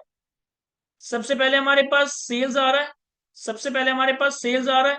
सेल्स कहाँ पार्क होती है? सर सेल्स पार्क होती है रिसीवल के अकाउंट में। तो मैं क्या करूंगा कि एक रिसीवल का टी अकाउंट बना लूंगा, वर्किंग ए ट्रेड रिसीवल। अब ट्रेड रिसीवल का हमारे पास ओपनिंग क्लोजिंग सवाल में अवेलेबल है। ओपनिंग है हमारे पास 400, क्लोजिंग है 600, और हमारे पास ड्यूरिंग द ईयर सेल कितनी हुई? 16,200। तो सेल्स की एंट्री बनी होगी रिसीवल डेबिट, सेल्स क्रेडिट। तो हमारे पास सेल्स आ जाएगा 16,200।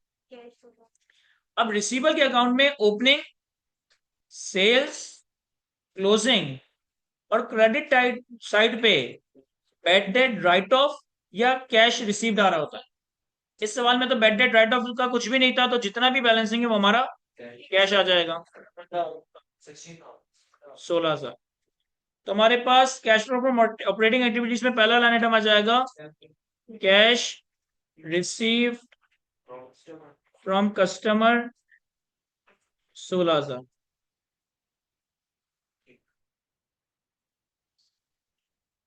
फिर इसके बाद हमारे पास अगला लाइन आइटम है कॉस्ट ऑफ सेल्स। अब cost of sales generally inventory से उठकर आ रहा होता है, लेकिन कॉस्ट ऑफ सेल्स में और भी कुछ नॉन कैश एक्सपेंसेस हो सकता है। जैसे कि यहाँ पे मैंने पॉइंट नंबर 2 और 3 को मार्क किया है। पॉइंट नंबर 2 और 3 में क्या था सर? पॉइंट नंबर 2 में अमोर्टाइजेशन, पॉइंट नंबर 3 में डेप्रिसिएशन था। पॉइंट नंबर 2 में अमोर्टाइजेशन, पॉइंट नंबर 3 में डेप्रिसिएशन था। तो हम क्या करेंगे कि अपने पास working B cost of sales. Sir cost of sales हमारे पास गिवन है 11,100। इस 11,100 में डेप्रिसिएशन और अमोर्टाइजेशन शामिल है। मुझे याद है कि डेप्रिसिएशन का नंबर 2 मिलियन था और अमोर्टाइजेशन का नंबर 200 था। आपको पता नहीं नंबर कहां से आए कि हमने सवाल में गिवन थे या कैलकुलेट किए थे। तो ये हमारे पास वो कॉस्ट ऑफ सेल्स आ जाएगा जो कि प्योरली इन्वेंट्री से पर्टेन करता है। 8,900। कॉस्ट ऑफ सेल्स इन्वेंट्री के डी अकाउंट से निकलता है, तो मुझे एक इन्वेंट्री का डी अकाउंट बनाना पड़ेगा। वर्किंग सी इन्वेंट्री। सर इन्वेंट्री का ओपनिंग क्लोजिंग हमारे पास 600 और 700। ओपनिंग आ जाएगा 600, क्लोजिंग आ जाएगा 700। और जो कॉस्ट ऑफ सेल्स आपने नेट ऑफ इन्वेंट्री कैलकुलेट किया वर्किंग बी में, ये क्रेडिट साइड पे आ जाएगा 8,900। तो अगर इन्वेंट्री के अकाउंट में ओपनिंग पता है, क्लोजिंग पता है और कॉस्ट ऑफ सेल्स पता है, तो फिर बैलेंसिंग क्या रह गया? परचेजेस 9,000। 9,000। अब ये जो 9,000 की परचेजेस है ये भी डायरेक्टली पे नहीं होती, ये उधारी पे परचेज किए जाते हैं। उसका मतलब है यहाँ पे एक और अकाउंट बनाना पड़ेगा ट्रेड पेबल का।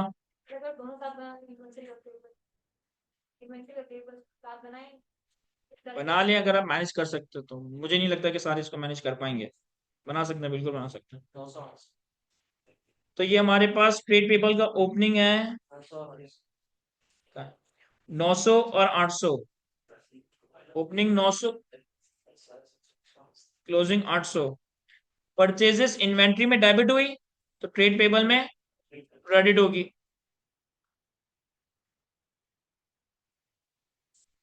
और हमारे पास balancing cash paid to vendors आ जाएगा 9,100। अब कैश पेड टू वेंडर्स या सप्लायर्स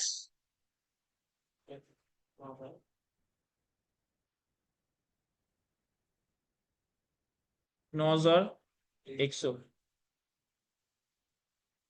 वर्किंग डे। देन इसके बाद हमारे पास पीएनएल में सेल्स को हमने मैनेज कर लिया, कॉस्ट ऑफ सेल्स को हमने मैनेज कर लिया। इसके बाद हमारे पास एडमिन एक्सपेंसेस, सेलिंग एक्सपेंस है, और इन दोनों के आगे मैंने पॉइंट नंबर 1 और पॉइंट नंबर 7 भी मार्क कर रखा है। पॉइंट नंबर 1 में मैंने कहा था गेन ऑन डिस्पोजल शामिल है। पॉइंट नंबर 7 में क्या था? पॉइंट नंबर 7 में लीगल क्लेम का प्रोविजन शामिल है। अब ये जो एडमिन एंड सेलिंग एक्सपेंसेस होते हैं, या तो हमने कुछ एक्सपेंसेस एडवांसेस में पे कर दिए होते हैं, एडवांस प्रीपेमेंट डिपॉजिट्स के नाम से, या कुछ एक्सपेंसेस हमारे एक्रूड एक्सपेंसेस के नाम से पेबल पे आ रहे होते हैं। इस सवाल में अगर आप गौर करें ना, तो आपके पास बैलेंस शीट पे एडवांस डिपॉजिट्स एंड प्रीपेमेंट्स आ रहा था, लेकिन कोई एक्रूड एक्सपेंसेस नहीं आ रहे थे। तो अब हम यहाँ पे क्या करेंगे, एक अकाउंट बनाएंगे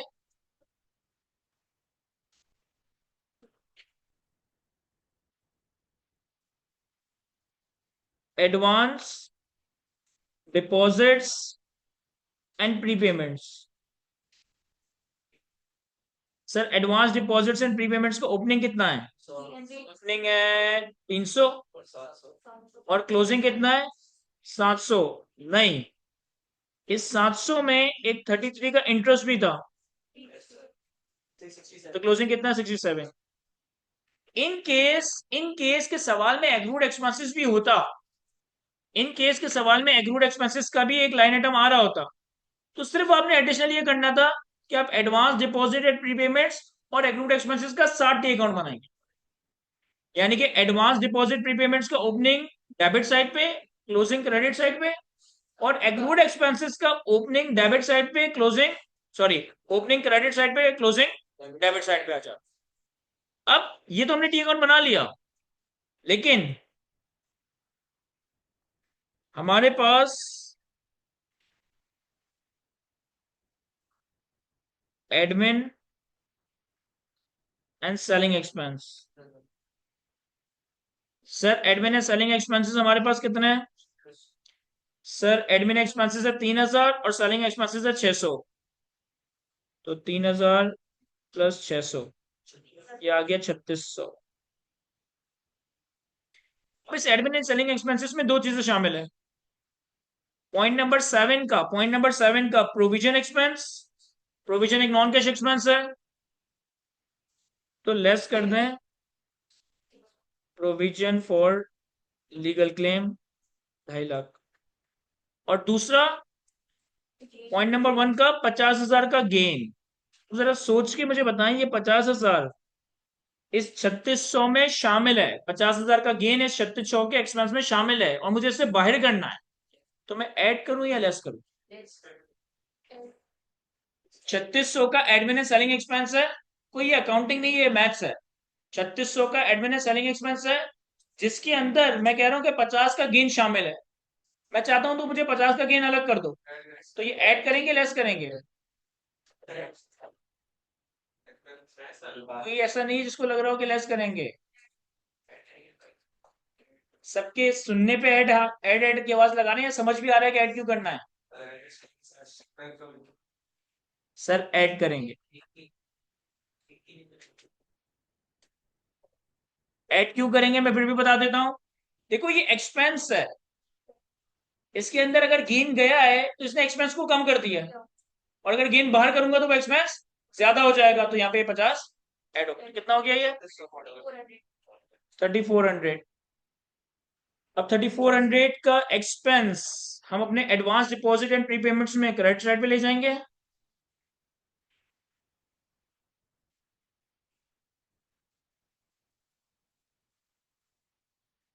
तो हमारे पास यहाँ पर बैलेंसिंग कैश पेड 3767 ये हमारे पास आ जाएगा। Cash paid to vendors and other suppliers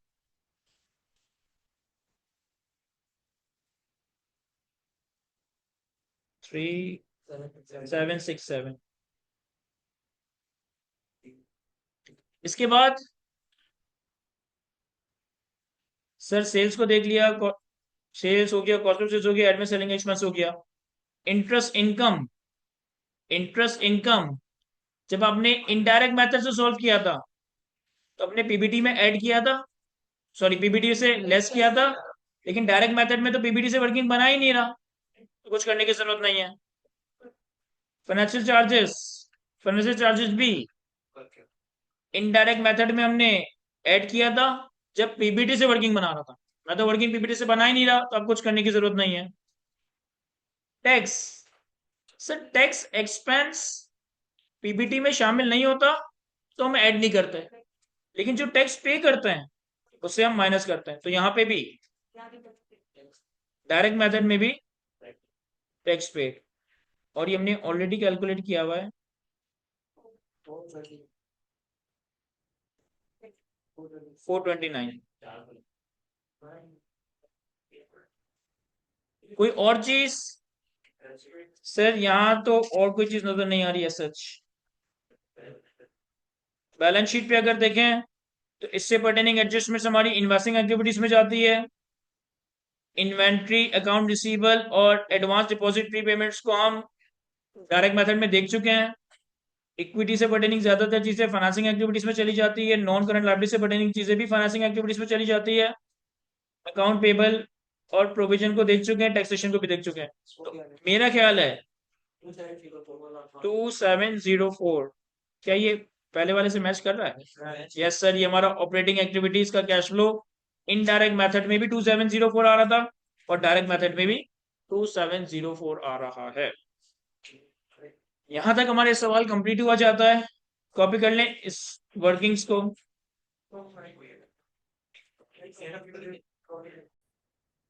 चले जी आगे बढ़ना है।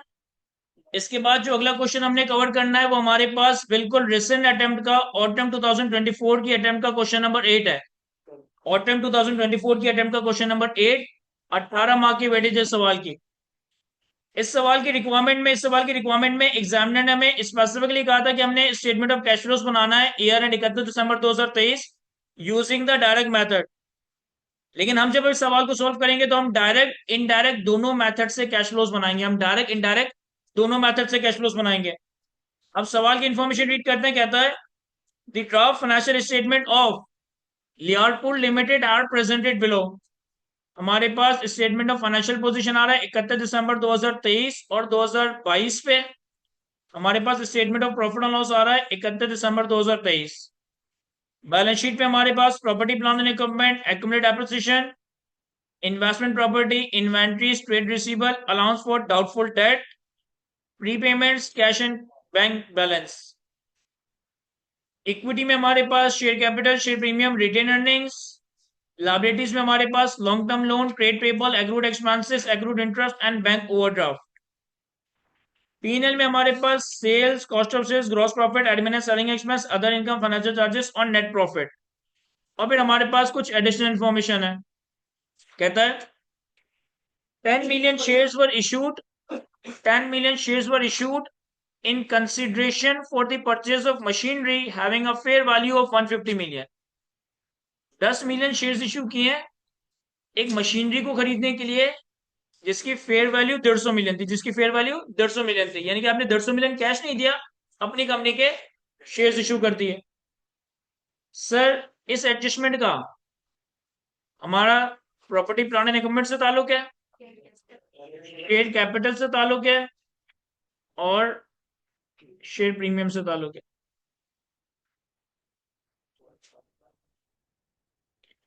देन पॉइंट नंबर 2 में कहता है equipment with a cost of 35 million and accumulated depreciation of 21 million was sold at a gain of 5 million। एक इक्विपमेंट जिसकी cost 35 million, accumulated depreciation 21 million, इसे हमने बेच दिया 5 मिलियन की गेन पे। तो ये गेन और ये इक्विपमेंट की disposal property plant and equipment के डी अकाउंट में, उसके accumulated depreciation के डी अकाउंट में इनकॉर्पोरेटेड होगी और उसपे जो गेन आया वो तुम्हारे अदर इनकम में शामिल होगा। Then the fair value model was applied for the subsequent measurement of investment property. During the year, fair value of the investment property was decreased by 40 million and rent amounting to 25 million was received from the investment property। कह रहा हमने investment property के ऊपर fair value model apply किया है। Investment property की fair value 40 million से कम हो गई और 25 मिलियन का रेंट इसके ऊपर रिसीव हुआ है।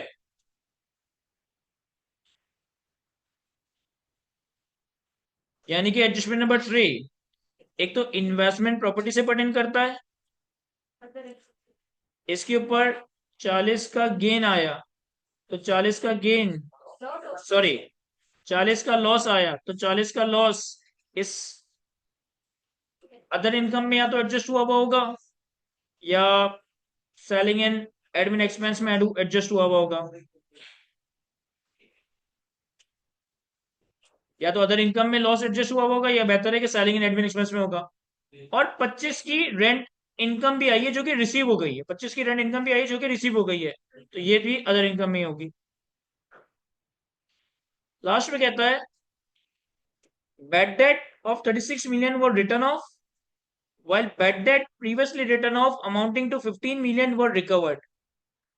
36 मिलियन के बैड डेट राइट ऑफ किए हमने और 15 मिलियन के बैड डेट ऐसे थे जो पिछले सालों में राइट ऑफ हो गए थे, इस साल रिकवर हुए। तो बैड डेट से पर्टेनिंग ट्रेड रिसीवेबल,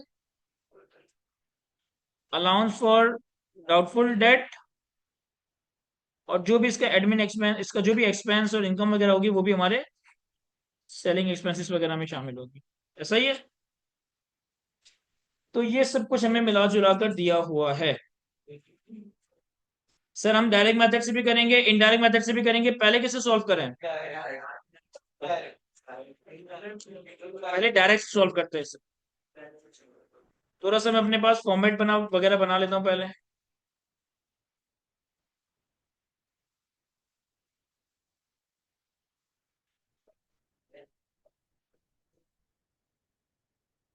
जी। बहुत सारा है 40 का। अच्छा इसका मैं शामिल नहीं कितना 5 का गेन आया था 30 में। हाँ वो 30 एग्जैक्ट बन रहा है। इससे नहीं होगा ना।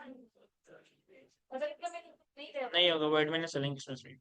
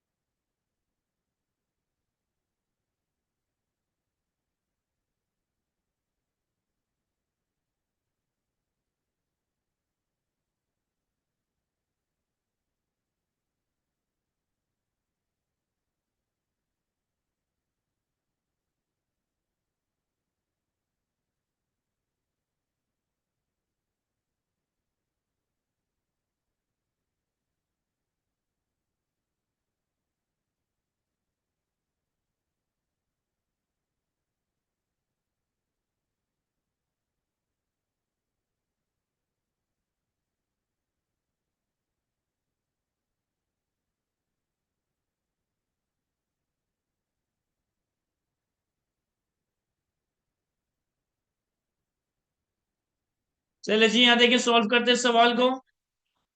अब हम पहले से सॉल्व करें डायरेक्ट मेथड से।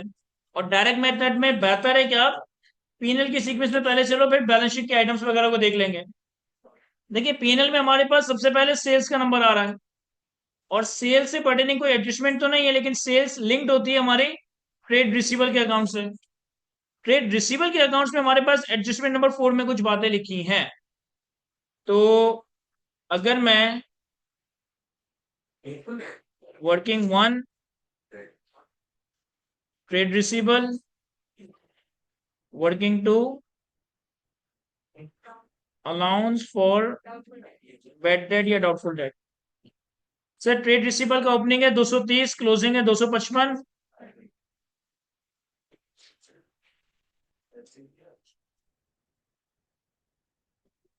और अलाउंस फॉर बैड डेट का ओपनिंग है 11, क्लोजिंग है 17।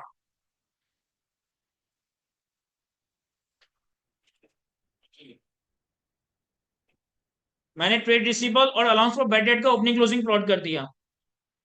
पीएनएल में हमारे पास सेल्स आ रही है 1450 की। पीएनएल में हमारे पास सेल्स आ रही है 1450 की, तो यहाँ पे हमारे पास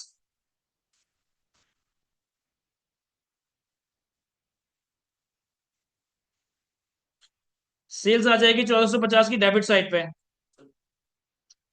अब ट्रेड रिसीवल और अलाउंस फॉर बैड डेट में हमें पॉइंट नंबर 4 में कुछ कह रहा है। पॉइंट नंबर 4 में कह रहा है bad debt amounting to 36 million were written of.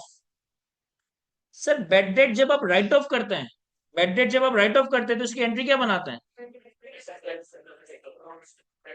एक, क्या कह रहे हैं, bad debt, bad debt expense debit और अकाउंट रिसीवल क्रेडिट। और कोई इसके अलावा जो डिफरेंट एंट्री बनाता हो? Provision for doubtful date debit और अकाउंट रिसीवल क्रेडिट। देखिए राइट ऑफ ना दो तरह के होते हैं।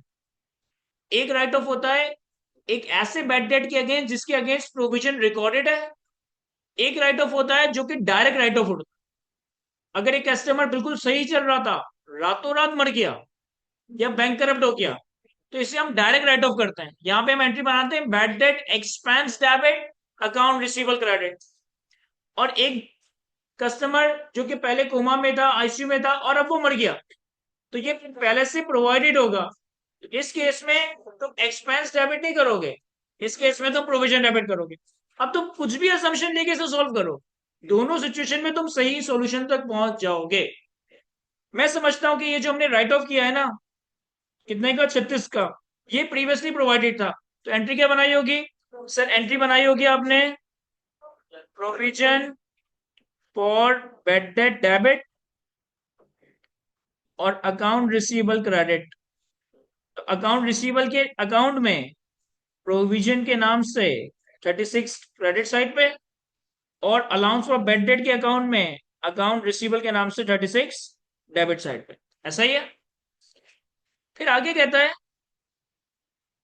while bad debt previously return of 15 million were recovered।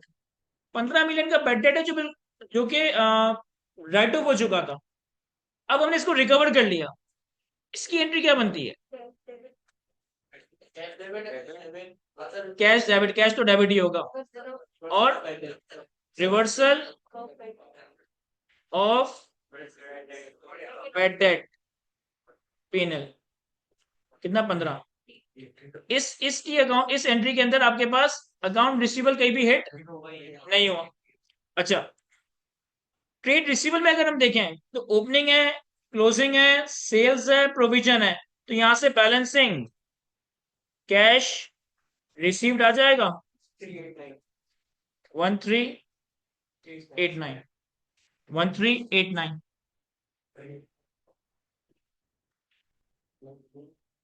Sir ये जो कैश रिसीव फ्रॉम कस्टमर से 1389, ये हमारे पास cash flow from operating activities, cash received from customer working 1389 positive आ जाएगा। क्या ये समझ आता है? मैं अब चूंकि प्रोविजन का अकाउंट बनाया है तो इसे हाथों हाथ कंप्लीट कर लेते हैं। देखो, प्रोविजन के अकाउंट में ओपनिंग है 11, राइट ऑफ है 36 और 17 का क्लोजिंग, तो बैलेंसिंग प्रोविजन एक्सपेंस आ जाएगा 42। यानी कि ये प्रोविजन का एक्सपेंस कहीं ना कहीं सेलिंग एंड एडमिन एक्सपेंस में शामिल होगा। प्रोविजन का एक्सपेंस भी तो रिकॉर्डेड होगा ना पीएनएल में। मैंने इसीलिए तो सेलिंग एंड एडमिन एक्सपेंस के आगे भी तो पॉइंट नंबर 4 को मार्क किया था कि बैड डेट का जो एक्सपेंस वगैरह होगा वो यहाँ कहीं ना कहीं रिकॉर्डेड होगा। तो इस सेलिंग एंड एडमिन एक्सपेंस में कितना एक्सपेंस प्रोविजन का रिकॉर्डेड है? 42 नहीं, 42 तो एक्सपेंस है, 15 की इनकम भी तो है, 15 की इनकम भी तो है। तो तुम्हारे पास net bad debt expense 42 minus 15 26 27 है। मैं सिर्फ फिलहाल इसे कैलकुलेट करके रख देता हूं, जब मैं एडमिन एंड सेलिंग एक्सपेंस पे आऊंगा तो इसको मैं इस्तेमाल करूंगा। ठीक है, इसके बाद हमारे पास कॉस्ट ऑफ सेल्स। अब यहां पर कॉस्ट ऑफ सेल्स में कोई चीज हिट नहीं हो रही, कोई एडजस्टमेंट नहीं है, लेकिन बाय डिफॉल्ट जो मशीनरी और इक्विपमेंट का डेप्रिसिएशन है, जो मशीनरी और इक्विपमेंट का डेप्रिसिएशन है, वो कॉस्ट ऑफ सेल्स में ही रिकॉर्डेड होगा, या तो बहुत एडमिन एंड सेलिंग एक्सपेंस में रिकॉर्ड होगा।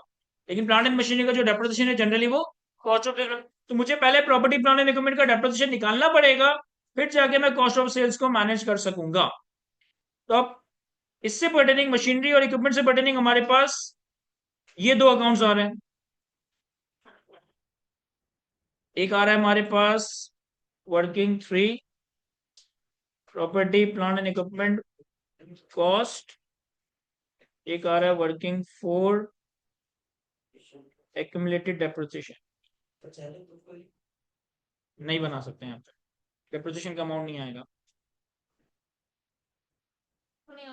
मैं बता, देखो प्रॉपर्टी प्लांट एंड इक्विपमेंट का ओपनिंग कितना है? 218 और 555, 218 और 555, और एक्यूमुलेटेड डेप्रिसिएशन का ओपनिंग है 92 और 148।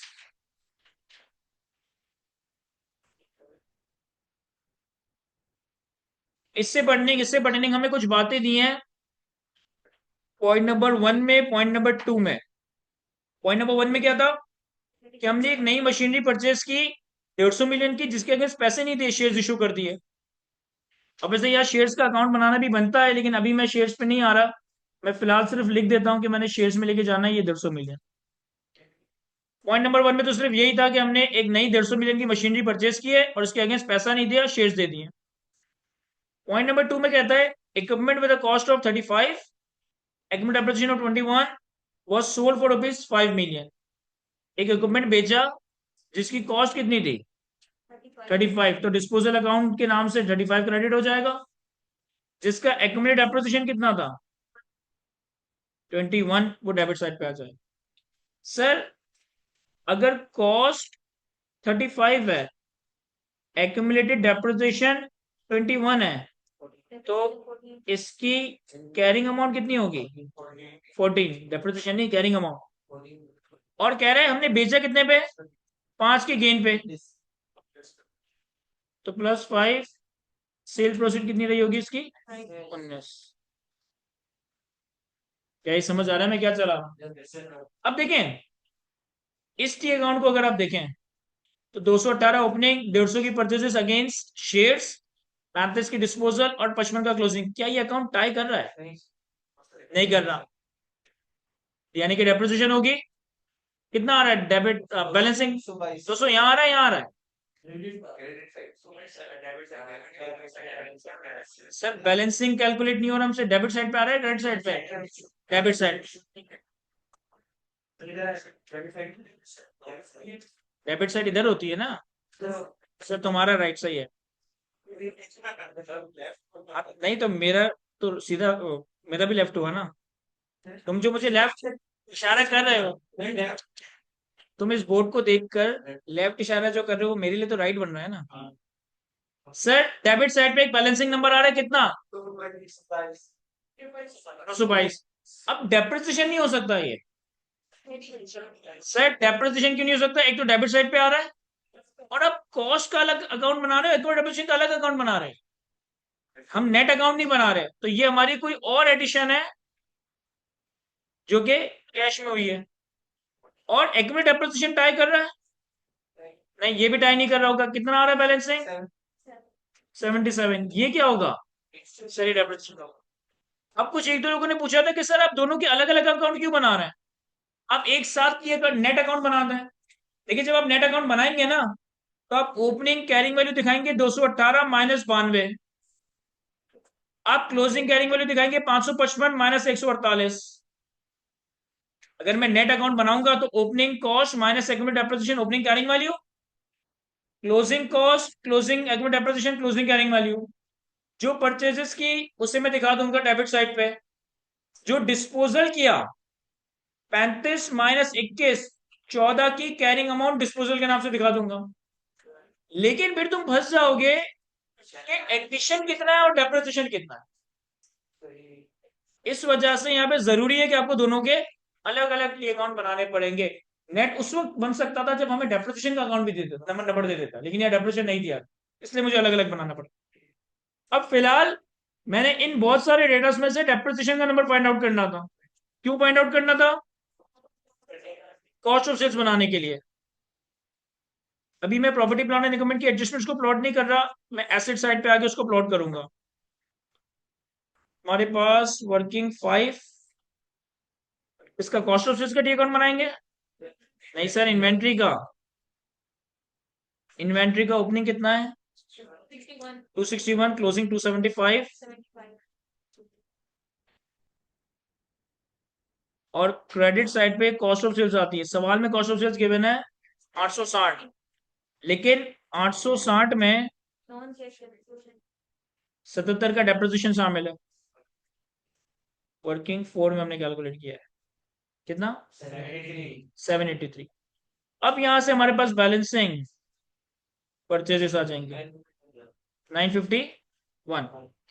बैलेंसिंग परचेजेस आ गई। अब हम इसे ट्रेड पेबल में ले जा सकते हैं और पेमेंट टू सप्लायर्स कैलकुलेट कर सकते हैं।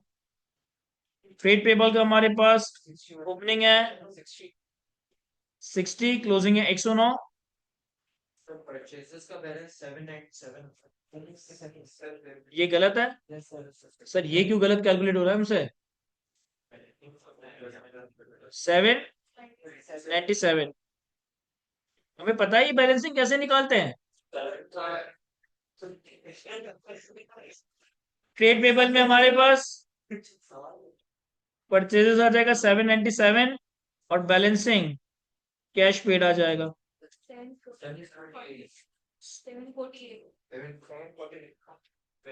748। सर 748 हमारे cash flow from operating activities में चला जाएगा। Cash paid to suppliers working 5 working 6 748। Sir हमारे पास पीएनएल में हमने सेल्स को मुनासिब कर दिया, कॉस्ट ऑफ सेल्स को मुनासिब कर दिया। अब हमारे पास है selling and admin expense. Selling and admin expense के लिए पॉइंट नंबर 4 में कुछ लिखा है, और पॉइंट नंबर 4 में हमारे पास बैड डेट का डेटा था जिसका मैंने net provision expense net bad debt expense calculate किया हुआ था। लेकिन selling and bad debt expenses हमारी बैलेंस शीट पे प्रीपेमेंट से आ रहा होगा और एक्रूड एक्सपेंसेस से आ रहा होगा। ऐसा ही है ना? कुछ एक्सपेंसेस प्रीपेड किए होंगे, कुछ एक्सपेंस एक्रूड किए होंगे। तो अब इन दोनों का टी अकाउंट हमें साथ बनाना पड़ेगा। Working 7 prepayments plus accrued expenses.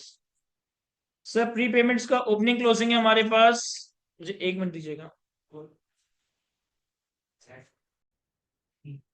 जी सर। तो मैं बात कर रहा था प्रीपेमेंट्स और एक्रूड एक्सपेंसेस की।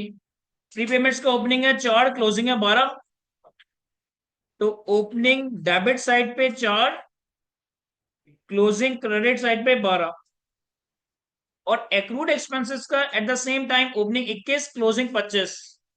ओपनिंग क्रेडिट साइड पे 21 और क्लोजिंग डेबिट साइड पे 25। तो हमारे पास एडमिन सेलिंग एक्सपेंस दिए हुए 450 लेकिन इससे पर्टेनिंग पॉइंट नंबर 4 की कोई एडजस्टमेंट और पॉइंट नंबर 3 की कोई एडजस्टमेंट इसके अंदर शामिल हुई है। तो हमें क्या करना पड़ेगा कि सर हमारे पास जो सेलिंग एंड एडमिन एक्सपेंस है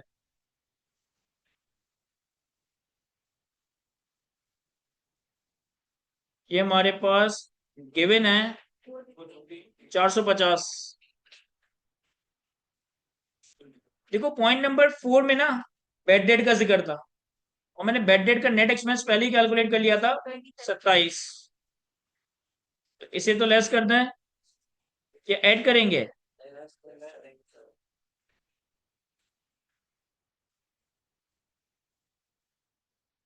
सर ऐड करेंगे लेस करेंगे? सबको पता है ना लेस क्यों करेंगे? क्यों करेंगे लेस?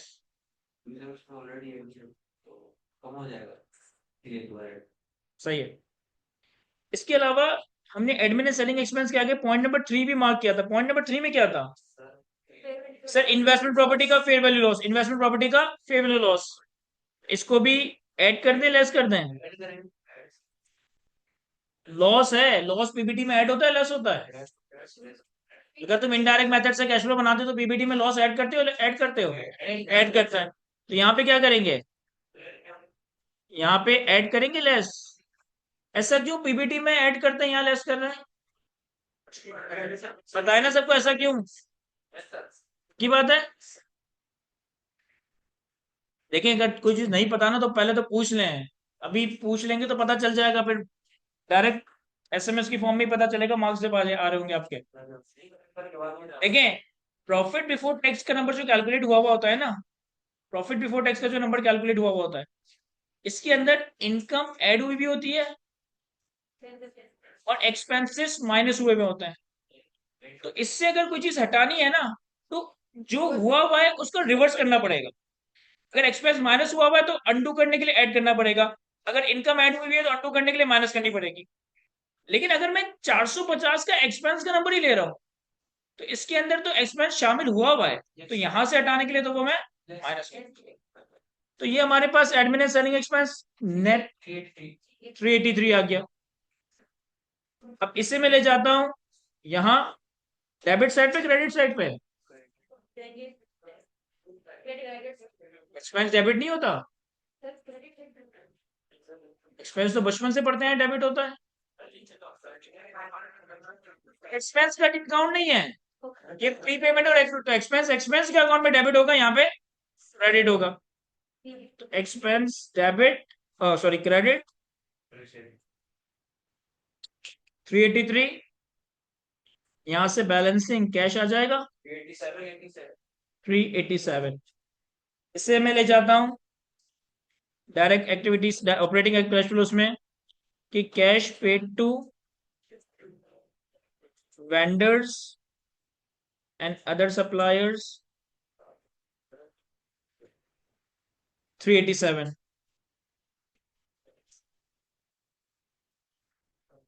इसके बाद अदर इनकम है। अदर इनकम में दो चीजें हैं, पॉइंट नंबर 2, पॉइंट नंबर 3। देखो पॉइंट नंबर 2 में तो गेन था, तो जब मैं पीपी का अकाउंट बनाऊंगा तब मैं गेन वगैरह को एक साथ देख लूंगा। पॉइंट नंबर 3 में क्या था सर, 25 का हमें रेंट रिसीव हुआ था, 25 का हमें रेंट रिसीव हुआ था। देखो ये 25 और 5 मिलकर ही 30 बन रहा है, 5 का गेन 25 का रेंट। अब तुम डायरेक्ट मेथड से चल रहे हो, तुम अपनी वर्किंग जो है पीबीटी से नहीं बना रहे सर, तो हम रेंट का जो अमाउंट रिसीव हुआ उसे ऐड कर देंगे अपने कैश फ्लोज में। कहाँ पे, जहां जगह है वहां ऐड कर दें,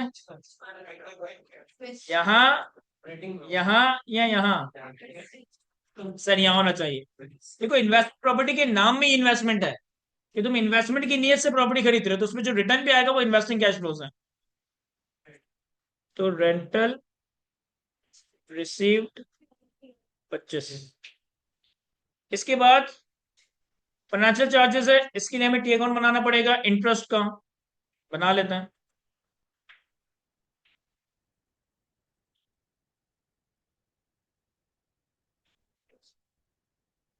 इंटरेस्ट पेबल का ओपनिंग है बैलेंस शीट पे 6, क्लोजिंग है 4। एक्सपेंस हमारे पास पीनल में अवेलेबल है 16। तो balancing interest paid 18।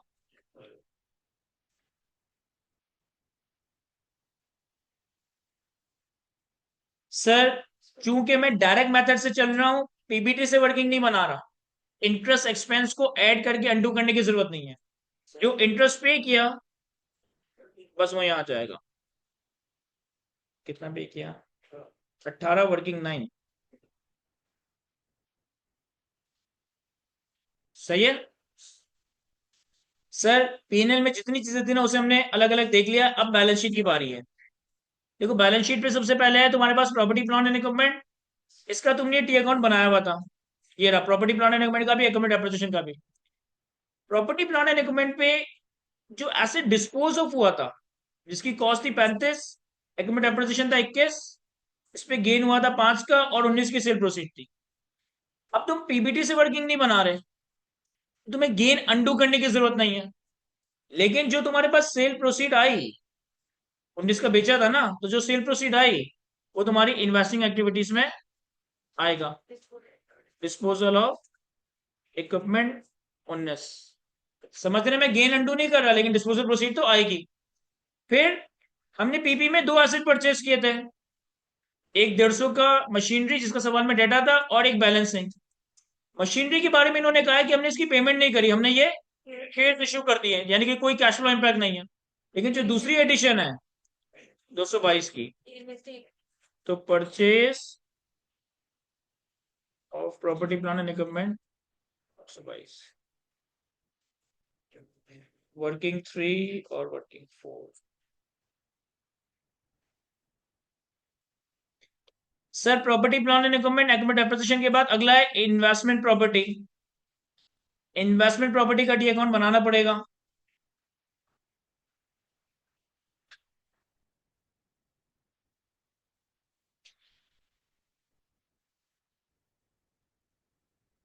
Working 10,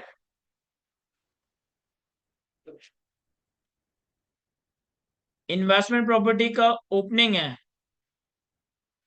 210, closing है 310। इन्होंने हमें इन्वेस्टमेंट प्रॉपर्टी से पर्टेनिंग पॉइंट नंबर 3 में कुछ बताया था, और पॉइंट नंबर 3 में ये बताया था कि इन्वेस्टमेंट प्रॉपर्टी के ऊपर 40 का फेयर वैल्यू लॉस है। तो ये 40 का fair value loss, loss debit हुआ होगा इन्वेस्टमेंट प्रॉपर्टी क्रेडिट हुआ होगा। 40 अब इसके अकाउंट में बैलेंसिंग डेप्रिसिएशन आ जाएगा हमारे पास। नहीं सर नहीं sir, investment property fair value model में डेप्रिशिएट नहीं होता। यहाँ पे बैलेंसिंग एडिशन यहाँ पे आ रही है 140, यानी कि 140 की कोई नई इन्वेस्टमेंट प्रॉपर्टी बाई की होगी। तो ये हमारे पास इन्वेस्टिंग कैश फ्लोज में purchase of investment property working 10 140। इसके बाद बैलेंस शीट पे इन्वेंट्री का डी अकाउंट है, मैनेज कर चुके हैं, ट्रेड रिसीवेबल भी देख चुके हैं, अलाउंस फॉर बैड डेट भी देख चुके हैं, प्रीपेमेंट भी देख चुके हैं। कैश एंड बैंक हमारे पास opening cash and cash equivalent, closing cash and cash equivalent. Opening bank balance है 9 और ओवरड्राफ्ट है 42, तो 9 माइनस 42 नेगेटिव 33, और क्लोजिंग में 47 का कैश है, ओवरड्राफ्ट कुछ भी नहीं है, तो 47। इसके बाद लायबिलिटी साइड पर आए तो बैंक ओवरड्राफ्ट तो कैश एंड कैश इक्विवेलेंट दिखा दिया, इंटरेस्ट एक्रूड का टी अकाउंट बना के क्लोज कर चुके हैं, एक्रूड एक्सपेंसेस को भी देख चुके हैं, ट्रेड पेबल को भी देख चुके हैं। Long term loan, long term loan से पर्टेनिंग कोई एंट्री, कोई एडजस्टमेंट नहीं थी, कोई इन्फॉर्मेशन नहीं थी, लेकिन बैलेंस अगर मैं देखूं तो कम हो रहा है, सॉरी बढ़ रहा है, तो इसका मतलब हमने लॉन्ग टर्म लोन लिया होगा। तो हमारे पास लॉन्ग टर्म लोन ऑब्टेन्ड या long term loan taken 109 plus minus 60 कितना, सॉरी 120, 220 और 150,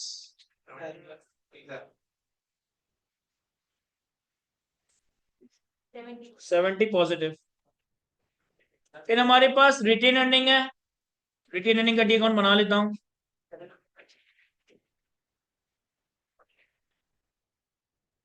वर्किंग 11, रिटेन अर्निंग का ओपनिंग क्लोजिंग, ओपनिंग है 90, क्लोजिंग 130। जो करंट ईयर का प्रॉफिट का नंबर है 154, ये क्रेडिट साइड पे आया होगा, तो ये टाई कर रहा है, बैलेंसिंग आ रहा है, वो बैलेंसिंग क्या होगा, डिविडेंड 114। तो फाइनेंसिंग एक्टिविटीज में डिविडेंड पेड 114, वर्किंग 11। इसके बाद शेयर प्रीमियम और शेयर कैपिटल का भी अकाउंट बनाना पड़ेगा यहाँ पे लाजमी, वर्किंग 12। अब यहाँ पे ना एक साथ भी अकाउंट बना सकता हूँ, अलग अलग भी बना सकता हूँ, नहीं सर,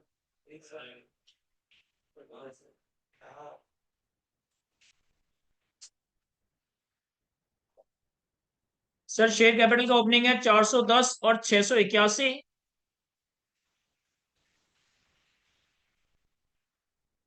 और शेयर प्रीमियम का ओपनिंग है 50 और क्लोजिंग 120।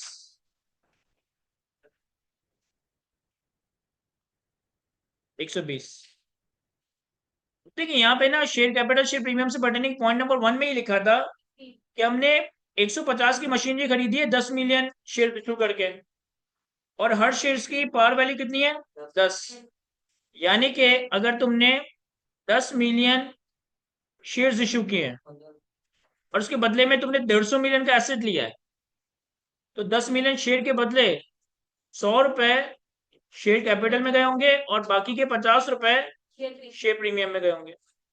तो यहाँ पे हमारे पास प्लांट एंड मशीनरी के नाम से 100 आ जाएगा, यहाँ पे हमारे पास प्लांट एंड मशीनरी के नाम से 50 आ जाएगा।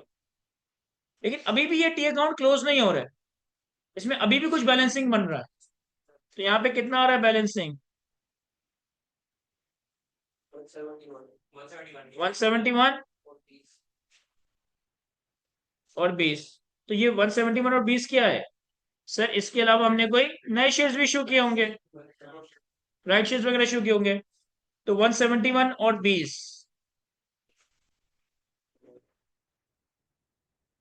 इशू ऑफ शेयर्स 171 और 20 191।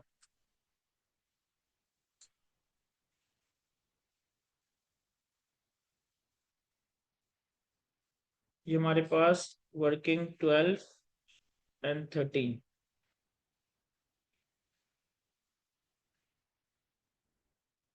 सर हमारे पास सारी चीजें हो गई। तो ये हमारे पास टैक्स पेड नहीं आया। अच्छा, टैक्स सवाल में है ही नहीं।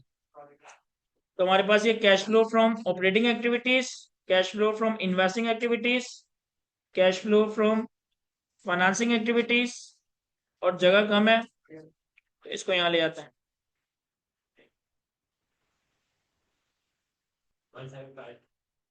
1750।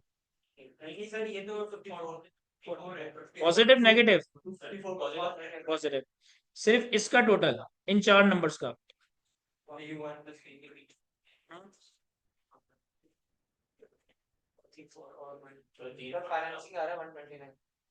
पॉजिटिव नेगेटिव और इन्वेस्टिंग, 318 और इन तीनों को टोटल करें 254 प्लस माइनस 318 प्लस 129 65 पॉजिटिव। क्या ये टाई कर रहा है? नहीं कर रहा।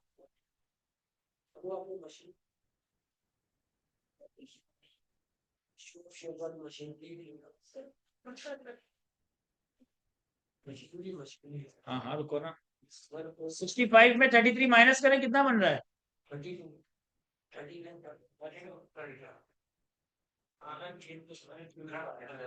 कितना फर्क आ रहा है? 15 या 32? अच्छा, डिफरेंस जो आ रहा है वो 15 का आ रहा है। तो इस तरह की सिचुएशन में हम क्या करें? आगे बढ़ जाए सर। इस तरह की सिचुएशन में ना, कि अगर 15 का डिफरेंस आ रहा है तो एक 15 अपने जहन में रखो, एक 15 को डिवाइडेड बाय 2 करके 7.5 अपने जहन में रखो, एक 15 को मल्टीप्लाई बाय 2 करके 30 अपने जहन में रखो, और ये तीन नंबर्स वर्किंग में ही ढूंढो, कहीं ना कहीं मिलेंगे। सर मुझे पहले ही नजर आ गया एक 15 का यहाँ पे नंबर, इत्तेफाक से जो डिफरेंस था वही 15 मुझे यहाँ पे ही दिख गया। अब गड़बड़ क्या हुई है कि हमने कैश रिसीव किया था बेड डेट की रिकवरी के अगेंस्ट, और हमने ट्रेड रिसीवेबल में जब कैश लिखा था, ये हमने ट्रेड रिसीवेबल से बैलेंसिंग निकाल लिया था, तो ये वाला कैश भी तो हमारे पुराने कस्टमर से मिला था। तो यानी कि आपका ये जो नंबर है ये 1389 प्लस 15 कितना 1404। तो ये थोड़ा सा नंबर चेंज हो जाएगा, ये चेंज हो जाएगा, और डिफरेंस मेरा खाली खत्म हो जाएगा। 269 269 प्लस माइनस 318 प्लस 129 80। और अब ट्राई कर रहा है। क्या ये समझ आ रहा है? मैं कॉपी कर लेने सर, फिर इसे इनडायरेक्ट मेथड से करते हैं।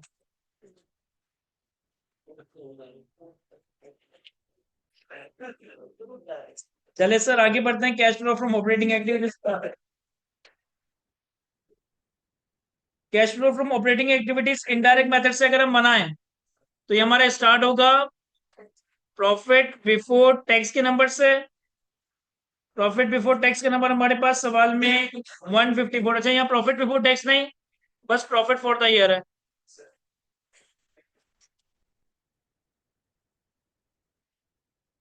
और वो है 154। अब हमें ना वैसे ही सवाल सॉल्व करके बहुत सारी चीजें याद हो गई है कि सेल्स, कॉस्ट ऑफ सेल्स में डेप्रिसिएशन शामिल है, कॉस्ट ऑफ सेल्स में डेप्रिसिएशन शामिल है। तो मैं ऐड कर दूं डेप्रिसिएशन। कितना था डेप्रिसिएशन सर? पीबी के अकाउंट में था 77। फिर एडमिन एंड सेलिंग एक्सपेंस में पॉइंट नंबर 4 बैड डेट की बातें थी। बैड डेट का नेट एक्सपेंस कितना है? Provision for bad debt expense कितना था 27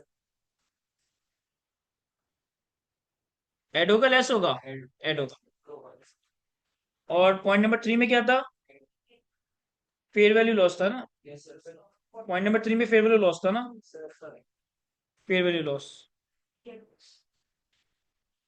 ऑन इन्वेस्टमेंट प्रॉपर्टी फिर अदर इनकम में पॉइंट नंबर 2 और पॉइंट नंबर 3 का कुछ था पॉइंट नंबर 2 में हमारे पास गेन ऑन डिस्पोजल था less gain on disposal of property plant and equipment 5 और हमारे पास 25 की रेंटल इनकम थी अब देखें रेंटल इनकम जो रिसीव हुई थी ना उसे मैंने इन्वेस्टिंग एक्टिविटीज में दिखा दिया था तो मैं यहाँ पे लेस कर दूंगा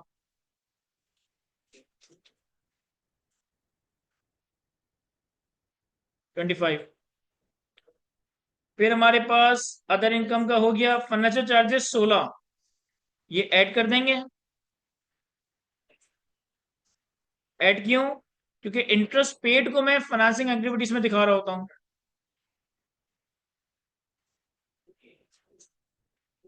हमारे पास cash flow from operating activities 269 नहीं बन रहा कितना बन रहा है 284 कितना डिफरेंस आ रहा है सॉरी सॉरी सॉरी सॉरी आपने वर्किंग कैपिटल की चेंजेस तो लिखी नहीं है हमारे पास इन्वेंट्री का इंक्रीज डिक्रीज अकाउंट रिसीवेबल का इंक्रीज डिक्रीज ट्रेड पेबल का इंक्रीज डिक्रीज प्रीपेमेंट का इंक्रीज डिक्रीज और एक्रूड एक्सपेंसेस इतना कुछ भी तो आप सब कुछ मिस कर दिया आपने इन्वेंट्री का इंक्रीज डिक्रीज कितना है सर इन्वेंट्री 261 से बढ़कर 275 हो गई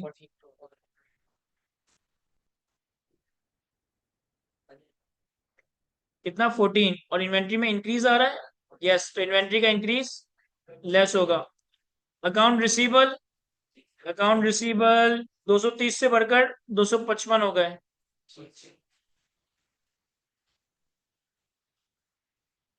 25 नेगेटिव ट्रेड पेबल 60 से बढ़कर 109 हो गया तो ये ऐड होगा प्रीपेमेंट्स 4 से बढ़कर 12 हो गई लेस होगा एग्रूड एक्सपेंसेस 21 से बढ़कर 25 हो गए तो ये ऐड होगा लेस होगा ऐड होगा एग्रूड एक्सपेंस बढ़ा रहे हो आप उधारियां ले रहे हो तो दूसरों के पैसे फंसा रहे हो अपने पैसे खुले कर रहे हो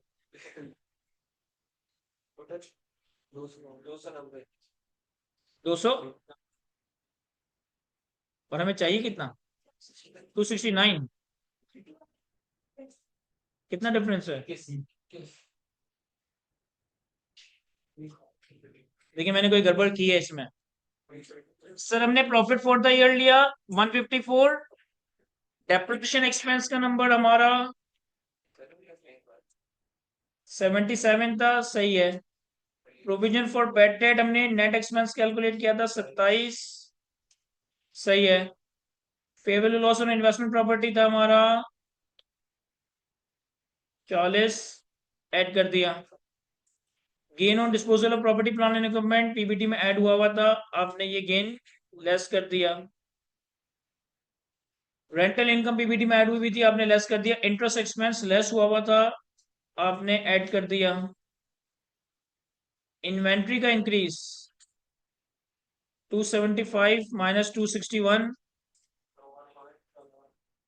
14 ही है अकाउंट रिसीवेबल का इंक्रीज 255 और 230 का डिफरेंशियल 25 ट्रेड पेबल का इंक्रीज 109 और 60 49 ही है प्रीपेमेंट्स 12 और 4 8 एक्रूड एक्सपेंसेस 25 और 21 4 से बढ़ गए तो ऐड कर दिया मिस क्या कर दिया है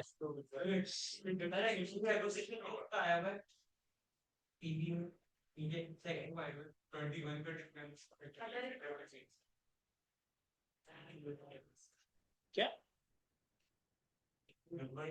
हाँ सही है कि 21 का डिफरेंस आ रहा है तो हम यहाँ से ले लें। सही इत्तेफाक से मैच कर रहा है, लेकिन ये नहीं है। ये मैच कर रहा है लेकिन ये नहीं है। वो तो एक्यूमुलेट डेप्रिसिएशन का बैलेंस है। एक्यूमुलेट डेप्रिसिएशन के अकाउंट से हमने ये कैलकुलेट किया था। सर हम क्या मिस कर सकते हैं? देखें, प्रॉपर्टी प्लांट एंड इक्विपमेंट देख लिया, इन्वेस्टमेंट प्रॉपर्टी हो गया, 36 था 36 36 रिवर्स हुआ 15 अभी भी बेटेक्स है ना 31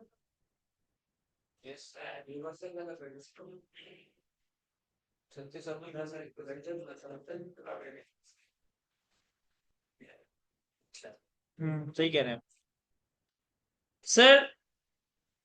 ऑन द फेस अगर हम देखें बैलेंस शीट पे तो हमारे पास अपेरेंटली ऐसा लग रहा है कि हमने सब कुछ कवर कर लिया है, लेकिन हमारे पास कैश फ्लो रिकंसाइल करने के लिए 21 का डिफरेंस आ रहा है।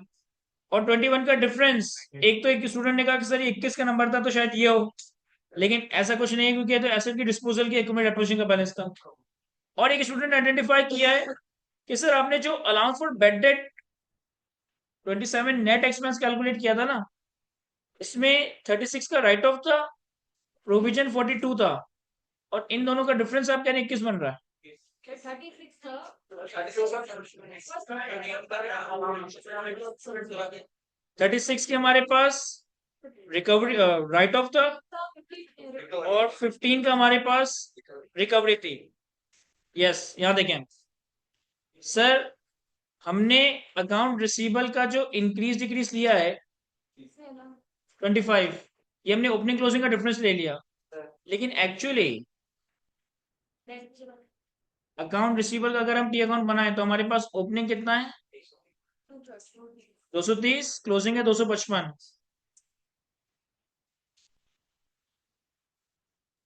और हमने 36 राइट ऑफ किए हैं,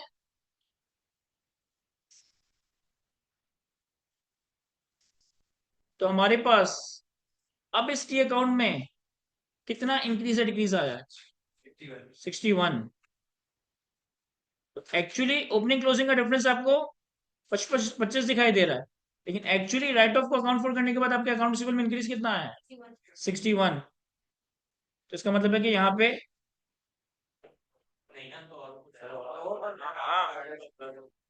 61, अब कितना आ रहा है total?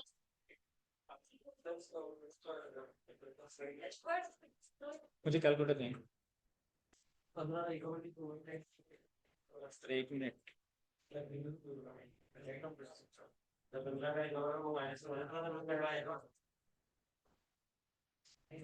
230 plus minus 36 minus 255 61। Sir अब हमारे पास डिफरेंस कितना आ रहा है? अब हमारे पास ये टोटल कितना बन रहा है 254। अब अगेन जो हमारा कैश फ्लो बनना चाहिए था और जो बन रहा है इसमें 15 का ही फर्क है। थोड़ा सा समझिएगा, हो ये रहा है इस पीएनएल में एडमिन एंड सेलिंग एक्सपेंस में बैड डेट और बैड डेट की रिकवरी का नेट एक्सपेंस रिकॉर्डेड है। बैड डेट एक्सपेंस कितना था 42, जिसमें से 15 की रिकवरी हुई और 27 का नेट एक्सपेंस बना। हमने क्या करा कि हमने यहाँ पे 27 ऐड किया, लेकिन अगर आप थोड़ा लॉजिकली सोचें कि जो 42 का प्रोविजन फॉर बैड डेट है ये नॉन कैश एक्सपेंस है, लेकिन ये जो 15 है ये कैश रिकवरी है। ये नॉन कैश रिकवरी नहीं है, ये कैश रिकवरी है। तो इसका मतलब है कि आपको यहाँ पे जो बैड डेट एक्सपेंस ऐड करना चाहिए था 42 ही करना चाहिए था। क्या अब रिकंसाइल कर रहा है? कितना 260। देखिए अब यहाँ तो हमारे पास एक लेवरेज था, टाइम था, तो हमने इस तरह से आइडेंटिफाई कर लिया, लेकिन एग्जाम में आपका इस तरह से थोड़ा बहुत डिफरेंस आ रहा हो, आप अपना टाइम देखें। अगर 20 मार्क का सवाल है और मेरे 35-40 मिनट लग चुके हैं, तो आपको ये ढूंढने की जरूरत नहीं, आप अगले सवाल के ऊपर बढ़ जाइएगा। आपका 70-80% मार्क्स तो यहाँ से वैसे भी निकल ही जाएंगे। तो हमने थोड़ा सा आइडेंटिफाई किया कि भाई डिफरेंस आ रहा है, कितना डिफरेंस आ रहा है, उन नंबर्स को ढूंढा। पहले एक 21 का डिफरेंस आइडेंटिफाई हो रहा था, एक ने कहा कि सर राइट ऑफ प्लॉट करके प्लॉट करें, तो ये नंबर हमने सही कर दिया। और फिर उसके बाद बैड डेट के एक्सपेंस को थोड़ा सा मैंने सोचा, तो मुझे समझ आया कि यार 42 का नॉन कैश प्रोविजन एक्सपेंस है, लेकिन 15 की तो एक्चुअल कैश रिकवरी हुई है ना, मुझे तो सिर्फ नॉन कैश एक्सपेंस इंटू करना चाहिए, दैट इज 42। तो ये हमारा कैश फ्लो रिकंसाइल कर जाएगा। क्या ये समझ आता है? हमें कॉपी करें सर इससे। तो ये टॉपिक हमारा यहाँ तक कंप्लीट हो जाता है।